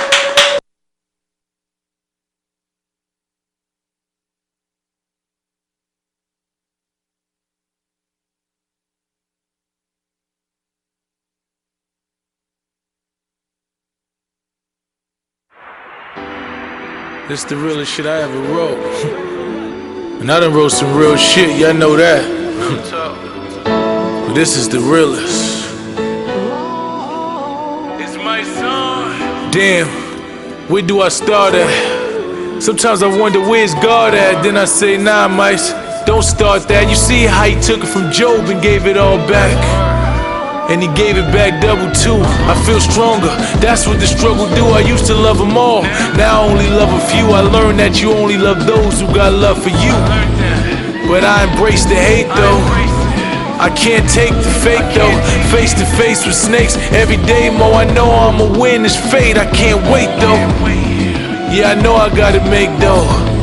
Can't sell my soul for cake though. No, I ain't talk the tone or seen Mace, yo. You ain't talk the tone, that was your ace, bro. I know it seemed fake though, but the love is so real. Ain't talked to him in months, but that's my bro still. Nigga violate him, and I'm gon' kill. I got tears in my eyes. I did 7 years for these guys, and they running around hitting on my peers with these lies. Appear to be real, but they wear a disguise. Won't even say his name. Why I still ain't do a song with Game? I guess it ain't time yet. We all get time to shine, it ain't mine yet. But how I put in all this time and it ain't mine yet. Excuse me, I'm vain. I ain't like these other dudes, I'm different. Sitting in this kitchen, bagging up the shit and thinking, why the fuck they won't listen? I heard somebody say it's over for me. I laughed, told a nigga I'm a soldier, money. I never fold, the whole world's gonna love me. When I win, I'ma scream, I told you, dummy. Right now I'm on my grind though. I got a lot of shit on my mind, yo. Ain't fucking with my fam. They don't understand if they stick to the plan, the world ain't got a chance. But now I gotta separate. I'ma overachieve, they underestimate. Like all the haters that wanna play checkers hate. I'm playing chess and soon I'll be yelling mate. Niggas asking what's wrong with me. I raise niggas and they can't do a song with me. Cowards think I'm bugging, they can't get along with me. It's just us, that's the niggas that belong with me. Stand up, nigga, did his time like a man. Came home strong and I couldn't get a hand. I ain't asking for no handouts. I deserve a shot, nigga, you can't doubt my greatness. They saying that I failed. They asked if I could do it all again. Would I tell? Or would I still sit up in that cell for niggas who basically told me go to hell? I told niggas I'm a man first. Before I tell, I will lay stiff in the damn hearse. Can't lie, to shit hurts though, knowing I should be at the Grammys in the first row. But they can't stop destiny, so I'ma get what God meant for me. Can't stop destiny, I'ma get what God meant for me, nigga. That's right. That's right.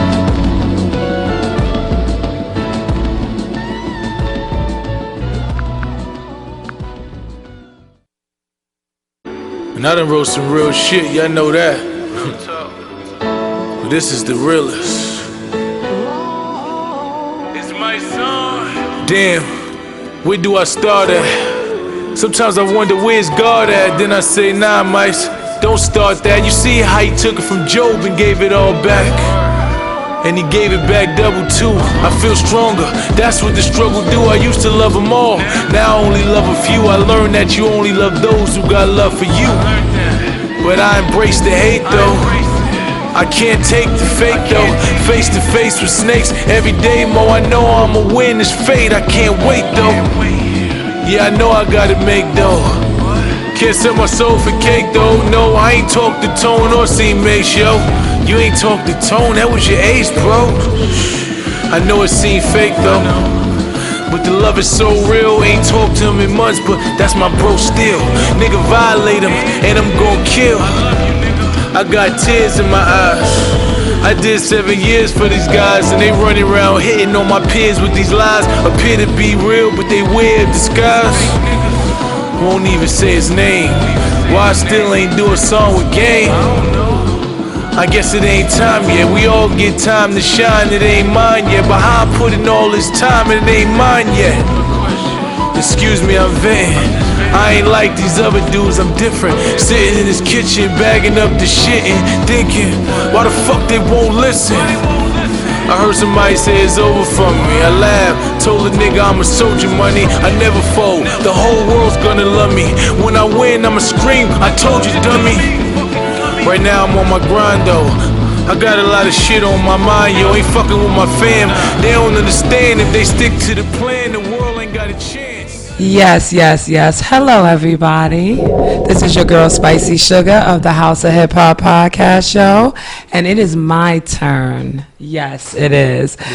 We are here. Thank you and salute to S.STREET Media, to JENNA HERCHE, to Reverse Hate for tonight, because this is a very dope experience so far. We've had some great interviews, and this is a great opportunity for me. Well, thank you, Queen. Thank you for having me. We got Mysonne, the General here. Give it up for.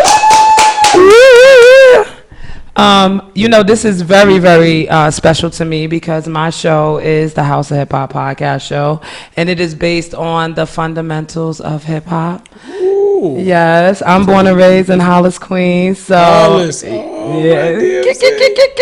Yes. So, yes, I am here just as an admirer, a fan, a follower of you, and also a fellow citizen of this hip hop lifestyle. And so it's an honor for me to be here with you today. And before we get into everything that is you, because I'm gonna get into a little bit of a lot, I have to acknowledge your hip hop resume. Well, thank you. Yeah, listen. My resume's all right. You all right. God damn it, you all right. You took me through the end of my high school days. We're a little close in age. Okay, we did. We're a little close in age. So, you know, I have a unique perspective on just your catalog, everything that you had to offer. I go back to the mixtape days. Yes, yeah, I do. Yes. Jamaica Avenue. That's yes. Right, that's right. I go to the tables, you know. I remember, you know, everything that happened as you were coming up, everything that happened, you know, to halt you, everything that happened with the transition, and now you are here in so much bigger fashion than we ever thought you would be, doing so much more. And it's, even ever than I thought I would be. I bet. But I don't want anybody to forget where you came from. So Humble beginnings. humble beginnings. What I do on my show is I have everyone to introduce themselves, no matter who it is. So just give a brief introduction of Mysonne. My name is Mysonne.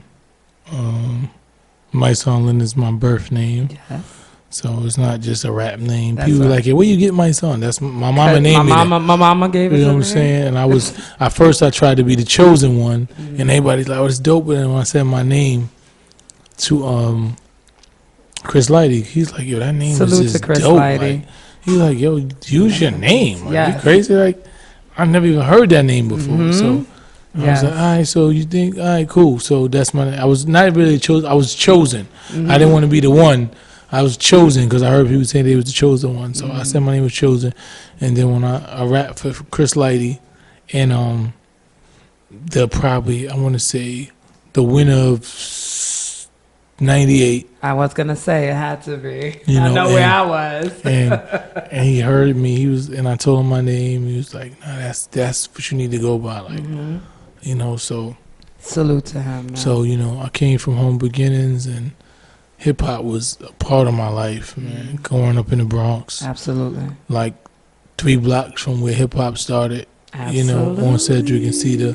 I was on 169th and Marion, which anybody knows is like 3 blocks away. So I'm a product of hip hop. That's right. And growing up in the 80s and just being in jams and listening to ciphers and Yeah. just being amazed, you know, it was something that I used to keep under wraps when I was young. I used to be like, it was so many dope rappers, man, that was around me. My mentor, June Brown, God bless the dead, he actually was Missy's hype man for a while. He was like one of the people who taught me how to rap. Like, I used to go to his house and he had like 20 books of rhymes, like no exaggeration. Okay. And he used to just, whenever he had a new rhyme, he would spit it to me. I go to his house and I was young and I was like, yo, he's just so dope. And then I went upstairs and tried to write. And I would just not tell nobody that I was writing rhymes. You know, and then I came there one day and he's like, yo, that's just kind of good. And then You hiding gems I over was there. like, yo, that's just all right. And then, you know, I just kept doing it. I would hide from people, and then I started letting people hear. My man, Verge, God bless the dead. Okay. He was like the first person I was like, nah. And then my man, I-Day, which is, he's just like, he was connected to like Original Flavor. Okay. When Jay-Z and them had signed him. He was like, he was just dope lyrically. And we was in the park one day, and I let him hear my rhymes, and he just like, Are you stupid? and he put me on the front like, yo, say that rhyme you said to me. And I was scared, and I just said it, and he was like, yo, you dope. You know, and then from there, I just got a lot more confidence. You know, so I'm a product of that, and I just continue to go on with my passion. And, you know, fortunately, I was able to get into this industry young in my 20s. Yeah, because what people don't really know is you were signed. I was signed You to was Def signed. Jam Violator. And you, listen, I was there, so I could say it. I remember that Rough Riders mixtape. Yep. That was the fire of that summer. And here comes my son. Yes, And I everybody's like, who's that? Yeah. But everybody who was already in the underground, the battle rap, the mixtape situation knows, because it was 2 kinds of mixtapes back then. Hard, hip hop, hardcore, and blends. It was one Or the other. or the other. right. You know. So anybody who was, especially in Queens, you know, there were certain songs that was always blended up with certain other songs, and they were always on all of our mixtapes. And so I remember when the Rough Rider mixtape came out, and I remember when that buzz started. And then, unfortunately, you know, like many of our greats, Yeah. you I know, had to sit down for you had to sit down a for long minute. time. 7 Yeah. years. I did 7 years Yeah. in prison Yeah. for a crime I actually never committed at the age of 20 years old. We're gonna get to that. We're gonna Okay, get like- to that Alright, so because cool. it's gonna tie into something that I know us OGs hold near and dear to us. So Okay. we're gonna get into that. But you had to sit down for a minute. But it was so crazy that the buzz that you had already created. Oh, for one verse. Can you please tell them? It was one. It was one verse. This is what y'all don't understand. This man was buzzing on the underground like crazy, but never broke through because of the man he is. Okay? Yeah. He was that man back then. It was just young and sporadic. It was. It was. So he got this opportunity to be on. If you're not familiar with it, please go. Rough Riders mixtape. What was it? Rough Riders Volume 1. Volume 1. There we go. Rough Riders mixtape Volume 1. And it was this one verse that set everybody on fire. It did set a tone, man. And to the point where he had to sit down. It's still just like, it was crazy for me because when I dropped that verse, it was probably like 2 months or a month before I went to prison. Okay. Whew. Really? I went to prison in the summer of 1999, and I probably laid that verse probably like 2-3 months before, and they dropped it. Rough Riders. I don't remember exactly the time that Rough Riders. It was 2000. It was 99, and where they dropped it, and the first time I heard it outside the studio I was on the Puerto Rican Day parade float. Yeah. And I was with Big Pun. Salute to my body. I was on Pun's float, right? Yeah. And it was like, and we was driving, they was playing, and people was like, and I was like, okay, they starting to feel it. Like, it just dropped though. So I so much regret that I never listened to me. And during that time, I never got to perform the song. Yeah. I was never on tour with it. You know, when the Rough Riders went on tour, I was never able to just perform that song before a packed stadium with people who actually just knew that verse, and that was their thing. You had to be in hip hop to know that. You know what I'm saying? And I remember when I went to prison, and I was in jail. It was young dudes coming to jail like, yo, that was my favorite. That was my shit. And I was like, damn. I've never got to experience that in front of a stadium. Never to where when it was like, yo, when that was the thing, I was able to perform it and bring that thing to life. So I knew it was because the way it translated when I was in prison and people was constantly coming in, COs, everything. It was ridiculous. They was just talking like, yo, that was my shit. Yo, I was in high school. That was my main thing. And I was like, damn, imagine if I was able to get on a stage. And bring that thing to life. You know what I'm saying? And sit on the stage, it's the never locks. too late. And with DMX and just perform that verse in front of full stadiums, what it would have been. It's like, damn, I feel like I was robbed of that opportunity. You was. But I didn't hold it. I said, you know what? God, whatever God's situation, whatever his plan is for me is different than what I thought my plan was. Yeah. But it was such a big impact that the true hip hop heads, like people who are listening right now, they're like, word, because that was retarded. And when he sat down, it was for years. 7 years. 7 years. And this song still had people like biting at the bit. And so I want to also congratulate you because you did put out a project, last year. And I love the title. Gangsta but woke as fuck. Okay. And it was hard to me. Listen, I'm going to talk how I talk, and I'm very honest about what I think about people. And I got a couple on there. I was very happy about some of the remixes. Very happy about that. Yes. That pleased my old school heart right there. Yeah. But I was really, really, really proud of the things that you did by yourself. Like with nobody on it, the messages. And so if anybody hasn't checked that out, please do, because that is a great piece of work. Well, thank you, Queen. I appreciate that. Great piece of work. I did. I thought it was. It was because it goes right into what everything else that you have gotten into, your activism, being that voice. We were having a discussion, me and my cousins were having a discussion about there was no voice for New York. There's Killer Mike, there's David Banner, but there was no real voice for New York. And I'm very, very proud to have you as that voice. No, thank you. As a hip hop, connoisseur, as a hip hop person of that lifestyle. And also, I also am very concerned about the things that affect our people of this culture and of this lifestyle. And unfortunately, in New York, police brutality is one of those things. It is definitely one of those. It's one of those things. So I want to just briefly touch on those things for a minute, if you will. One being, I know that Eric Garner, the whole situation from front to back, affected you a lot. And you were very vocal about how you feel about the verdict, and very vocal about how you felt about the politics behind it. So I want to get your opinion. One, do you believe in our politics system the way it is now, the voting system? Do you believe in it? I don't.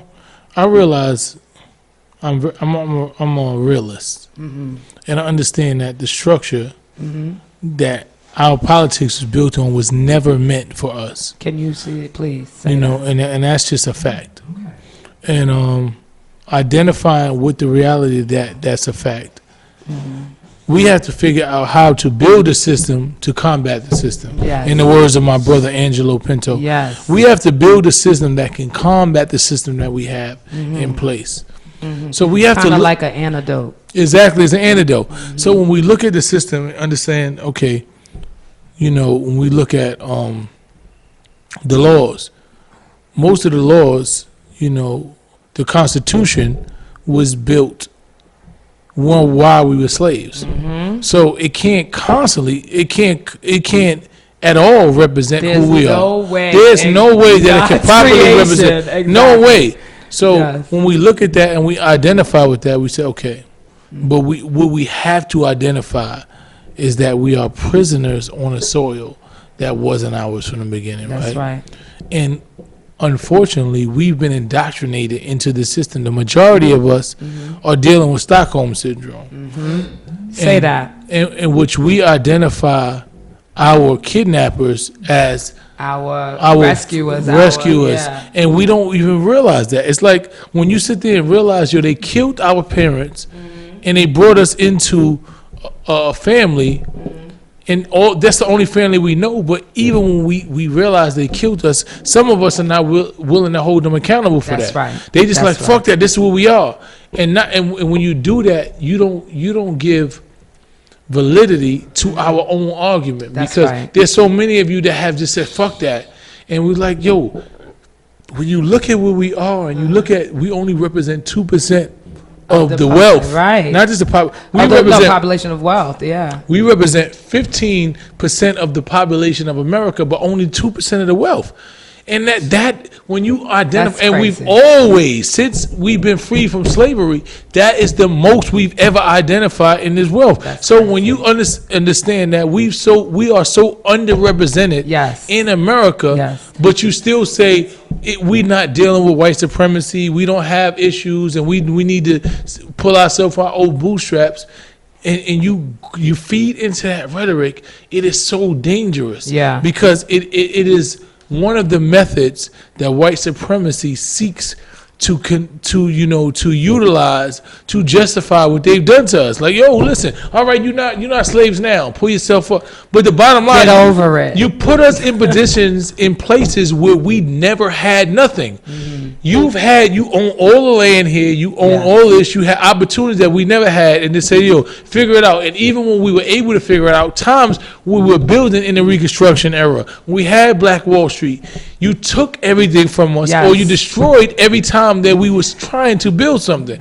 So when we look at that and we say, okay, but right now you can go to school and you can do this and you can do that. What's the excuse now? No, you can't say what's the excuse now, because what they own, they already own. They're gonna make sure you don't get that. All of the land and all the shit, they're not selling it to you. They're not. You know what I'm saying? They're not even trying to give you an opportunity. That's one thing that Kanye said when he said, "There's a ceiling for me." I'm in the room with all of these billionaires and this and that, and I'm smarter than them. I know I am. I know I'm more creative, but they won't let me get past a certain place. And this was leads to a level of mental health. Yes. Because when you feel like you're a genius, white people don't deal with that. When they feel like they're a genius, they're able to fully extend every thought they have. They're able to maximize on everything. Yeah. When you Kanye and you like, yo, I got an idea for a sneaker, but the only way the sneaker is gonna go somewhere is if I'm with Nike, Reebok, or somebody. Yeah. I can't create the Kanye sneaker, and it's gonna go because they're gonna make sure I don't. They're gonna make sure. I know that. I've peaked at a ceiling. So that I was able to identify, but we have to be careful that in these situations when we try to figure out how do we win and we attach ourselves to shit that's detrimental to us, I can't support that. Yeah. I understand what he's dealing with, but I can't support you saying, you know what, I'm gonna attach myself to Trump because that's what's winning. Yeah, I'm not for me because I understand what Trump is trying to eradicate and trying to reinstate white supremacy and white nationalism.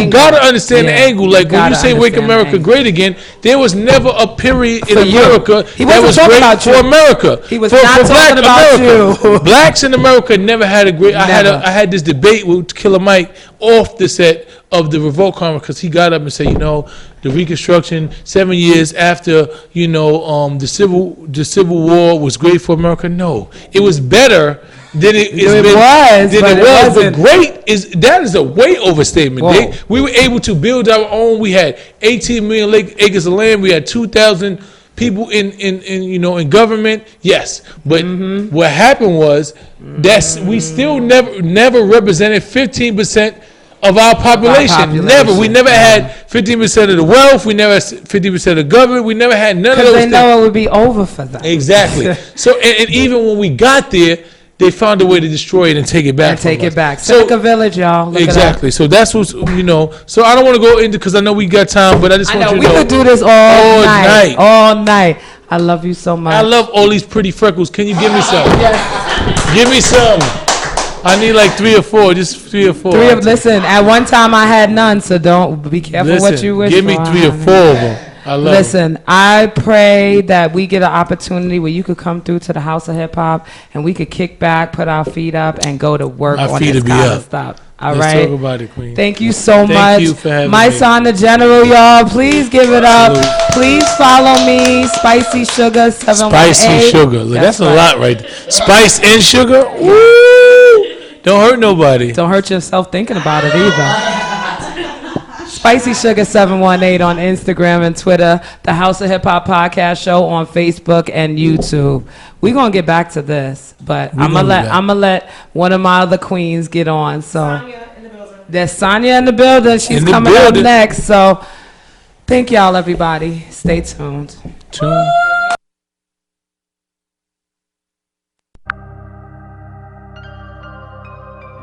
You hear this? This is like sad music. Like we're about to go to a funeral. Sometimes a nigga talk themselves into some shit that they can't get themselves out of. You know? At some point, you realize that your mouth wrote a check that your ass can't cash. And then you realize that you're playing with a nigga that ain't playing. This is what happened when a singer start rapping. Call out a rapper and the rapper starts slacking. Now he feeling himself. Then he start bragging. Now you trapped in the room with a dragon. The nerve of this nigga got hot off of auto-tunes. This on the street niggas. Now you feel like you a goon? That hairline is playing with your brain. Somebody tell Tory you better stay up in his lane for the rain start pouring. Lions start roaring. Nigga kept talking, I was trying to ignore him. Now he declared war, so it's time to destroy him. They gon' be mourning by the morning. Niggas should've warned him, this life I was born in. You a character, nigga, you was drawn in. I was sworn in, oath to the streets. It's all fucked up, y'all been woke in the beast. There's levels to this shit, rappers and his composers. Cats that spit facts and cats with nice flows. It's minor leagued in the place where the pros is. Those that get exposed and the one who exposes. And that's me, nigga. You ain't no street, nigga. You ain't never ride around with no heat, nigga. You ain't never take no bricks to go meet niggas. You a R&B melody on the beat, nigga. A sweet nigga, young nigga with an old face. Sad, you ain't comfortable in your own space. You came in the game hating on Drake, jealous cause he was the man in your home base. Now you on tour with him. You did all that just to do a song with him? He can rap, but what the fuck is wrong with him? Niggas know it's whack, y'all just gonna go along with him? Fuck it, I guess integrity is dead. Niggas do anything for bread. Lying and trolling, spitting rhymes that's stolen. So full of shit, how it fit inside your colon. Niggas should've told him lyrically I'm a god. So much dope when I spit, niggas nod. It's real life and you just a facade. A fake facsimile, a fraud. I know it's kinda hard, you 5'2", what it really is. You just want niggas to take you serious. All through high school, chicks wouldn't be with you. No matter how loud you yell, we ain't believing you. All the gun busting and selling, you ain't even do. Nigga that was rhyming on flex, that ain't even you. That's the nigga that you wanna be. 100 niggas like you don't equal one of me. This ain't even personal, dawg. This is fun to me. Bring your ass over here, nigga. Don't you run from me. Don hung you off for the bridge. I'ma turn your ass like my kid. It's a big difference from a boy and a grown man. It's how you slap a nigga around with your whole hand. Bar for bar, you ain't got no chance. Leave the rap shit to me. Stick to the slow jams. Stick to the slow jams, nigga. I mean, you can rap a little bit, but we just don't believe you. I mean, 5'1", 5'2", you be yelling at the top of your voice. And I don't get the feeling, you know what I'm saying? Like, I listen to bars, I've been a street nigga my whole life. I don't get that from you. Maybe it's because you're from Canada, no disrespect to Canada, I don't know. But the gangster shit you preaching and the shit that I know, it don't really add up. There's a disconnect, so keep making the melody songs, throw the auto-tune on and all that shit. Shit cute, we gon' dance to it, my nigga. Leave the rapping shit to the rappers. Facts. This is a warm-up. I know you ain't gonna reply, you scared. You wanna rap against niggas that don't rap no more. You wanna battle Eminem. I guess. You wanna battle Eminem because he probably ain't gonna battle you. But you don't wanna rap with niggas that rap. Welcome, this is your girl, Sonia Hudson Payne of Sonia on Air, and I am joined today by a very special guest that I've been trying to get in the building for about a couple of months, but the universe always finds a dynamic way to align itself, and the universe aligned itself tonight because I bring to you none other than Mysonne. How are you?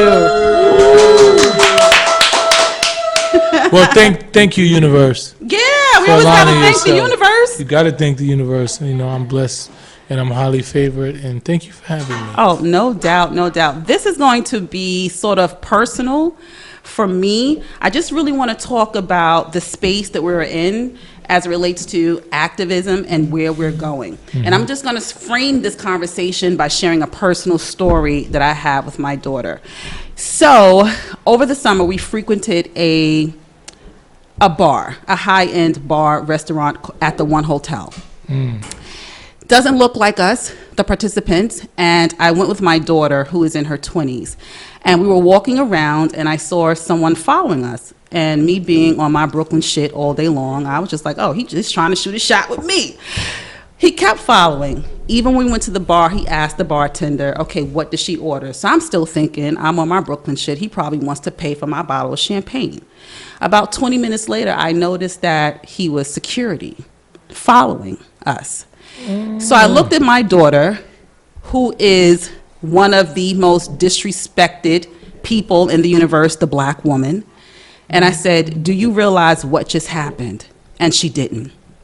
And it sent me spiraling, because as a black woman who was birthed out of a mother who integrated an all-white school, a grandmother who was a slave, I said, what did I do wrong? what was I not doing? Even though instead of beating her like we do in the black culture, I said, okay, every time you get in on punishment, I want you to read the autobiography of Malcolm X. I want you to look at this documentary right here. So I thought that I had all of my pigeons aligned, but that experience told me that I didn't. So I really want to talk to the people who are a part of our demographic, raising young kings and queens so that we know if we're doing everything right. So considering the space that you've come from as it relates to activism, how are you going to encourage the youth at this point in time so that it becomes a definite part of their narrative? Something so simple as, hey, brother, why didn't you get up when that queen got on the train? To the point where, why aren't we challenging school systems or the criminal justice system? So how can we encourage the youth so that it is a part of the definite narrative every single day? You can't. I'm not playing with you. I'm on my Brooklyn shit. No, you can't. But that's my goal. You know, I realized that as a youth, I was taught wrong. You know, I was raised to value things that really didn't have value. Right. Speak you on know, when I was young, unfortunately, what we glorified was negativity in the drug dealer. Yeah. You know, because the drug dealer was the only thing in proximity to us that had some level of success. Yeah. You know, they had the girls we wanted, they had the cars we wanted, they had the clothes we wanted, they had the respect, all those things. There wasn't no doctors that lived next door to us. There was no lawyers. There was none of these things that people talk about that were in our community, because all of those people that made it to those places from our community left. Yeah. So we didn't have any visions of those things. We didn't grow up in communities like the white people who had business owners and construction owners who were lawyers and doctors and who were able to give them knowledge. Say, oh, you want to be a doctor? All you got to do is this, and that. Like, word, is that easy? We had the drug dealer that just figured it out and told us, look, was trying to tell us no, but we followed his footsteps anyway, because we like, no, you ain't gonna tell me no why you getting money. Right. We're gonna figure out how to do what you do. At some point you're gonna tell me, because I'm gonna figure it out on my own. It's like when you look at power, this is the reality of our community. The average drug dealer is trying to keep his kids and the kids away from that. But the kids are looking, saying, "Nah, you can't tell me to get away. I'm watching how you own all these things, but you telling me not to do it. I have never seen anything else that's been successful that's close to me." So when his son is telling him, "I'm like you, Ghost," and that's what he dreads. He don't want his kids to be like him. So when we look at that and we telling our kids to do different, it has to change with us. Right. So when I decided that I was going to do something different, I didn't do something different and leave my community. I did something different within my community. Right. I said that the objective is not to leave the community. The objective is to fix the community and rebuild the community. Let the people that's from where you from see you as an example of what it is to do better. But just to capture that right there, because in the black community, we feel as if we've made it if we can get something and leave the community, but not understanding how there's a form of reciprocity where we must circle back and pour into the community. But you also talked about our generation looking at drug dealers as the epitome of success. But now I'm finding that the youth are looking at these rappers who are popping mollies and are signing these lucrative deals and, you know, flossing on Instagram, and those are their go-to people. So if we're just trying to redirect the optics of our youth, where should they be looking? The bottom line is, it's very hard to redirect them because social media pretty much controls the world. So if we're not utilizing the same platforms that they're utilizing, because a lot of us from the communities that are doing positive things, like, I don't deal with that social media, I'm in real life. Right. But you have to utilize the platforms that they are utilizing to misdirect our children. Right. And I utilize and I deal with a lot of backlash because I talk about things that are not prevalent. They're not the most celebrated things. They're not the things that are highlighted. Right. And and they strike a nerve because when you hear what I'm saying, it's like, damn, I'm not doing that. So for me to pay attention to that, I have to address my own insufficiencies. I have to address what I'm not doing right. I have to say, damn, I have to question myself. And I don't mind taking that position because in order to retrain and untrain our generation about what's going on, you have to be sacrificial. You know what I'm saying? You have to say, you know what? I'm gonna take these bullets. You know, like even with the situation that happened with Jay-Z and Kaepernick, and people were like, "Oh, Jay-Z, you did this wrong," or this and that. And what somebody said, T.I. had his podcast, and he was talking with Ice Cube, and who else was it? It was some LL Cool J, and he said, and Ice Cube and LL Cool, you know what? When you do something first, you're gonna take them bullets. It's like the zombies, right? When they bust in, some of them gonna take these shots. The first person in that door gonna have to take these shots. And I realized that I'm gonna have to be the sacrifice. I'm not gonna get the praise that the people that come behind me. It's just like what Malcolm X and Martin Luther King did. They praised later in their death, but while they was alive, you know, a lot of these activists are able to live and prosper and be financially stable and be celebrated because they were able to take shots, being called sellouts, being called all these things, because they understood the reality of what our people needed to do to be successful. So I'm willing to sit there and say, okay, I know what I'm doing is not popular. I know me talking about staying in our communities and rebuilding our communities is something that these people won't tell them we crazy for because we need to fear our own people. Those are the people that's trying to kill us, but they're only trying to kill us and hurt us because they identify us with people who think they're better than them, that have more than them, not people that come into the hood and saying, look, we're going to figure this out. I know you hungry. Let me figure out a way to make sure that you eat. Because the average person comes back to the community to say, look, I got more than you. I got a Bentley, you don't have one. I'm living in Beverly Hills, you don't have one. I got my chain, and say, look, celebrate me. But you see, I tell people all the time, the crab in the barrel syndrome was created by the crab out the barrel. Because when the crabs in the barrel realize the crab that's out the barrel ain't coming back with no ladder, he ain't gonna put his claw in and pull you out. Why should I be happy that you got out the barrel? Just think about it. If we all in the barrel trying to get out, I'm gonna pull you down because I'm trying to get out too. But if I know that when you get out, you come back to get us, you come back with a ladder, you gonna put your claw, you gonna get everybody else to get us out, I'm gonna celebrate you. The average person that gets out the barrel just wants to say, nah, I'm out the barrel and you not. Why should I be happy for you? So do you find that that's still true for our culture? Of course it is for our culture. That's what we celebrate. We celebrate the artists in the community that tell you, I got millions of dollars and you broke. The songs is braggadocio. Look, I got this, you ain't got nothing. You niggas is broke. I don't need to care about you. Why would I want to put in the face of people that's starving that I'm eating way more than anybody else is eating if I'm not bringing nothing back? Because my thing is, when I left the hood, it's like, okay, I'm leaving, but I'm coming back with something that we can all eat. And I'm going to come back with a plan that we can all eat. Why should I expect you to be happy for me when you don't have nothing still and I got a bunch?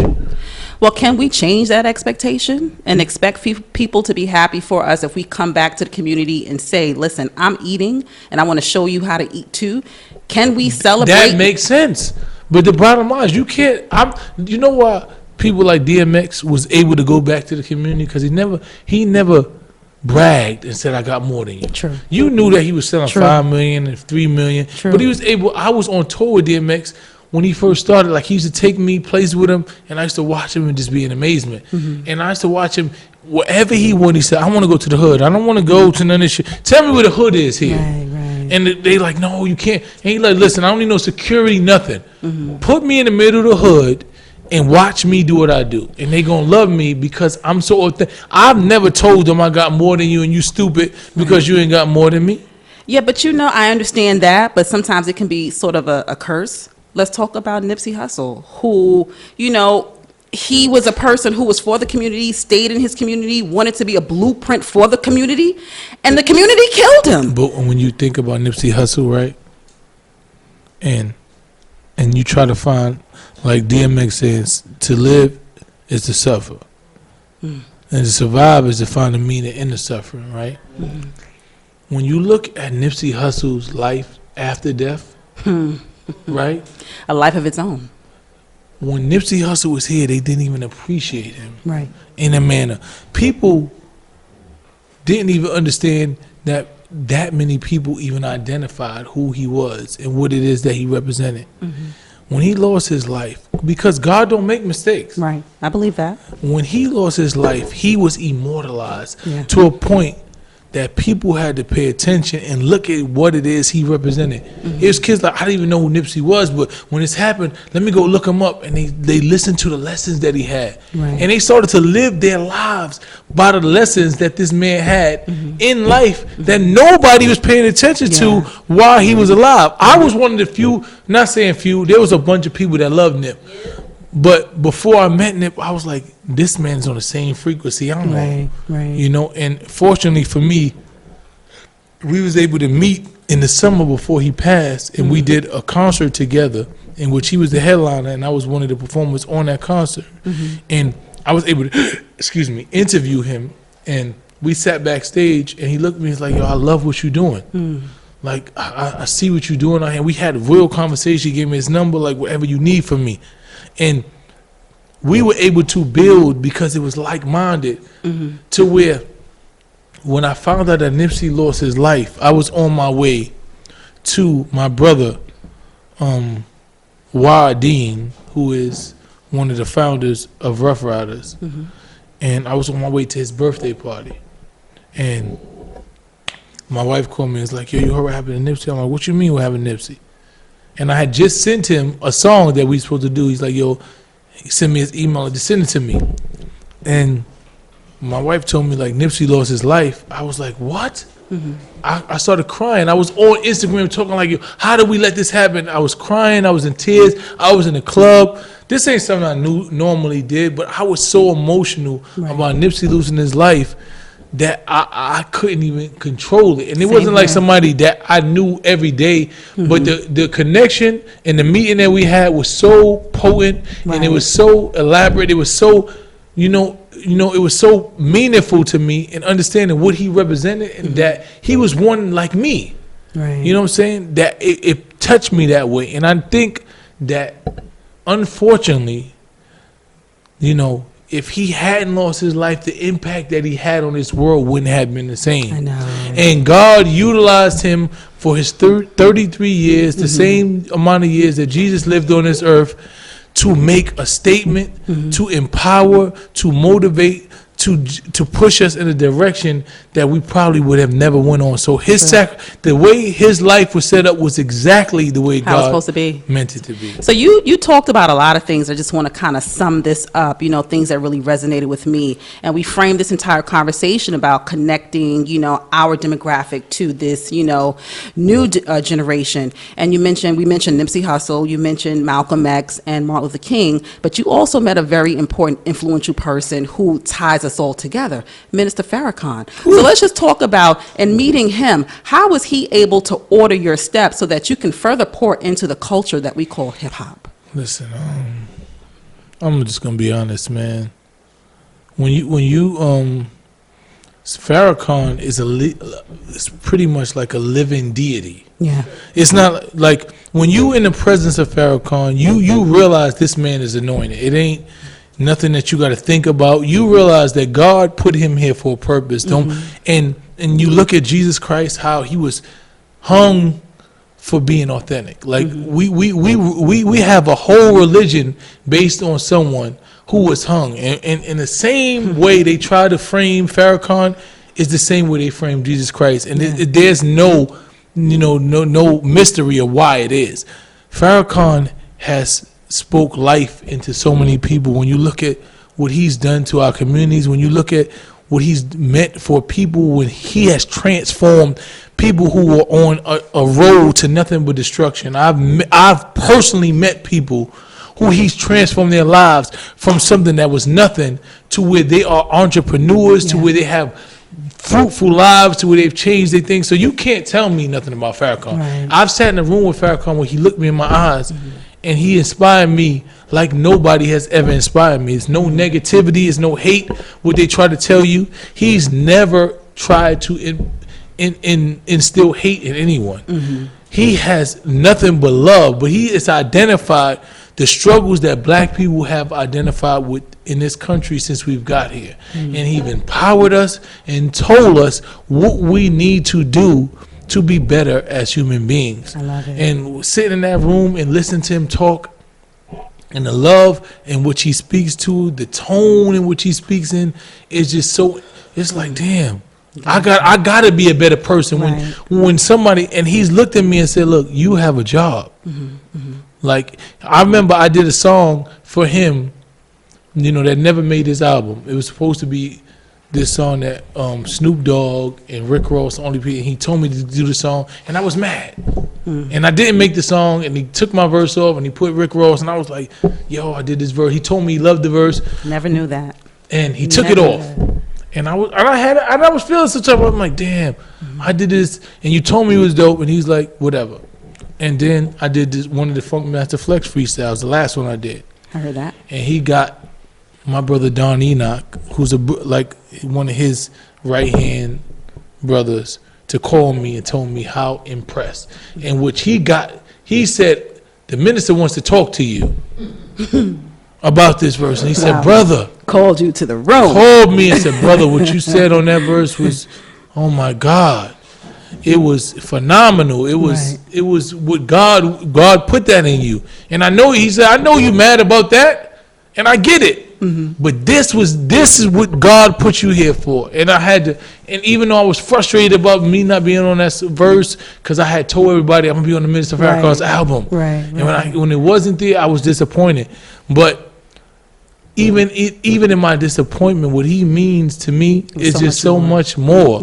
You know, and he inspired me to be, you know, a better version of me. You know, and live in my authenticity despite what he said. Yo, look, I remember he told me somebody looked and he said something about somebody, and they came up to him and he pointed a gun at him, and he looked at him. And they said, what did you say, Farrakhan? He said, he looked him in his eyes and said, that's exactly what I said. I love it. And he said, when I looked at man in his eyes, the fear, whatever I had in me, I said, this is who I have to be. And they didn't pull the trigger. He said, if you look the devil in his eyes and you stand strong, they will retreat. True. And he said, he was pointing the gun and said, Farrakhan, you said this? And he said, that's exactly what I said, brother. So I want you to say exactly one thing. The culmination of who you are today, considering all that you have gone through, in one word, who is that individual? Authenticity. I love it. Well, there you have it. Authenticity with Mysonne. Thank you so much for sharing this space and being totally transparent and unapologetically bold. Give me a high five. Thank you for having me. No problem. Let's switch real quick. You can get to eating too. Thank you, Queen. Okay, and we're officially done. Shout out to Math behind the scenes who always makes the magic happen. Shout out to our sponsor tonight, which is Reverse Hate.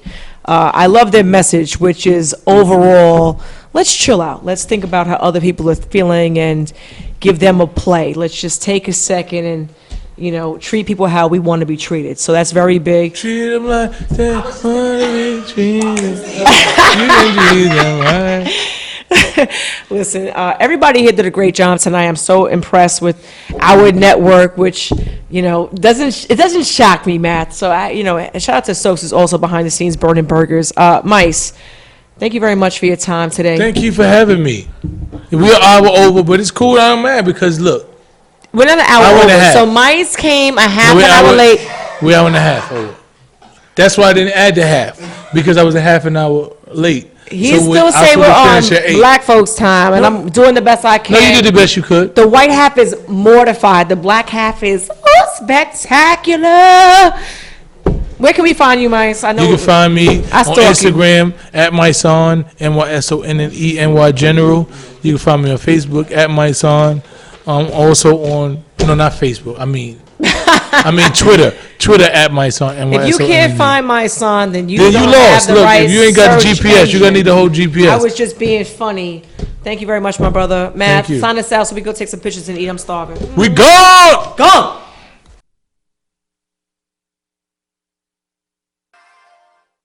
It's Mysonne. Welcome to New Bronx City. My name is Mysonne. Yeah. R.I.P. the Prodigy. We're gonna do this. We gotta do this for real. That's a fact. Ain't none of y'all niggas can out-rap me. And that's on God. It's Mysonne. There's a war going on outside. No man is safe from. The kids is killers, we gotta pray for him. His man got shot, he got a spray for him. It's real, I'm way too smart to try to play dumb. I pray that the day come the killing subsides. I pray. And there's no drug dealers outside because the dealers decide that they gon' build buildings, make some billions, and keep the children alive. Now if you feeling that vibe and you willing to ride, then let's build, dawg. And stop killing for pride, these niggas living to die. I'm here to paint bitches with skills that build pyramids, still looking fly. I'm willing to die so my kids can live. Fuck picking sides, I'ma build the bridge. That's right. My niggas hungry, I'ma fill the fridge. And fuck talk, I'ma show them how real it is. But it still appears I got the industry scared. Why? I make them listen when they hearing impaired. Now what you hearing is rare, this is the voice of God. Listen. I don't get involved with these boys' facades. They just talk and make noise for blogs. Scared. I'm trying to avoid a charge. You niggas ain't ready to go to war with ours. You ain't good at war, your face full with all these scars. I'm getting all these calls like, what's wrong with dude? Outpost, son, get a word, dog, it's food. I'm like, chill. Gotta ignore these dudes, cause see in the end, we all gon' lose. Some in the grave and some going to prison. Just cause I let my ego make a decision. I'm working for the people, I'm finally making them listen. I'm stating facts, they say that I'm dissing, I just say that I'm different. I'm cut from a cloth that's sewn with principle. These niggas that lost that. He snitching and y'all wanna endorse that. That before the sun up, I gotta enforce that. Cause I was taught that you measure a man by when the weather get tough. You see whether he stand or whether he fold and he taking a stand. You know he ratting and you shaking his hand. I'm shaking my head cause I can't understand how y'all took fake shit and made it a brand. I took a hater and I made him a fan. I took a little boy and I made him a man. Cause I made him understand these streets is not loyal. You not ready to die, these streets is not for you. Man in the precinct speaking all on you. It's all side with these streets done got spoiled you. Nah, I'm not preaching, dog, I'm trying to warn you. Cause if you sleep in these streets then they gon' mourn you. The feds all on you, the lights gon' blind you. You got pretty thought chicks trying to line you. I know you heard it before, but I remind you, the most dangerous one's right beside you. You know the Judas, watch how they deny you. Run and tell your plug, he the man, why he supplying you? Damn, these streets is hard, these new niggas don't even believe in God. They believe in God, we trust, they scam and fraud. They take account numbers off their grandmother's cards.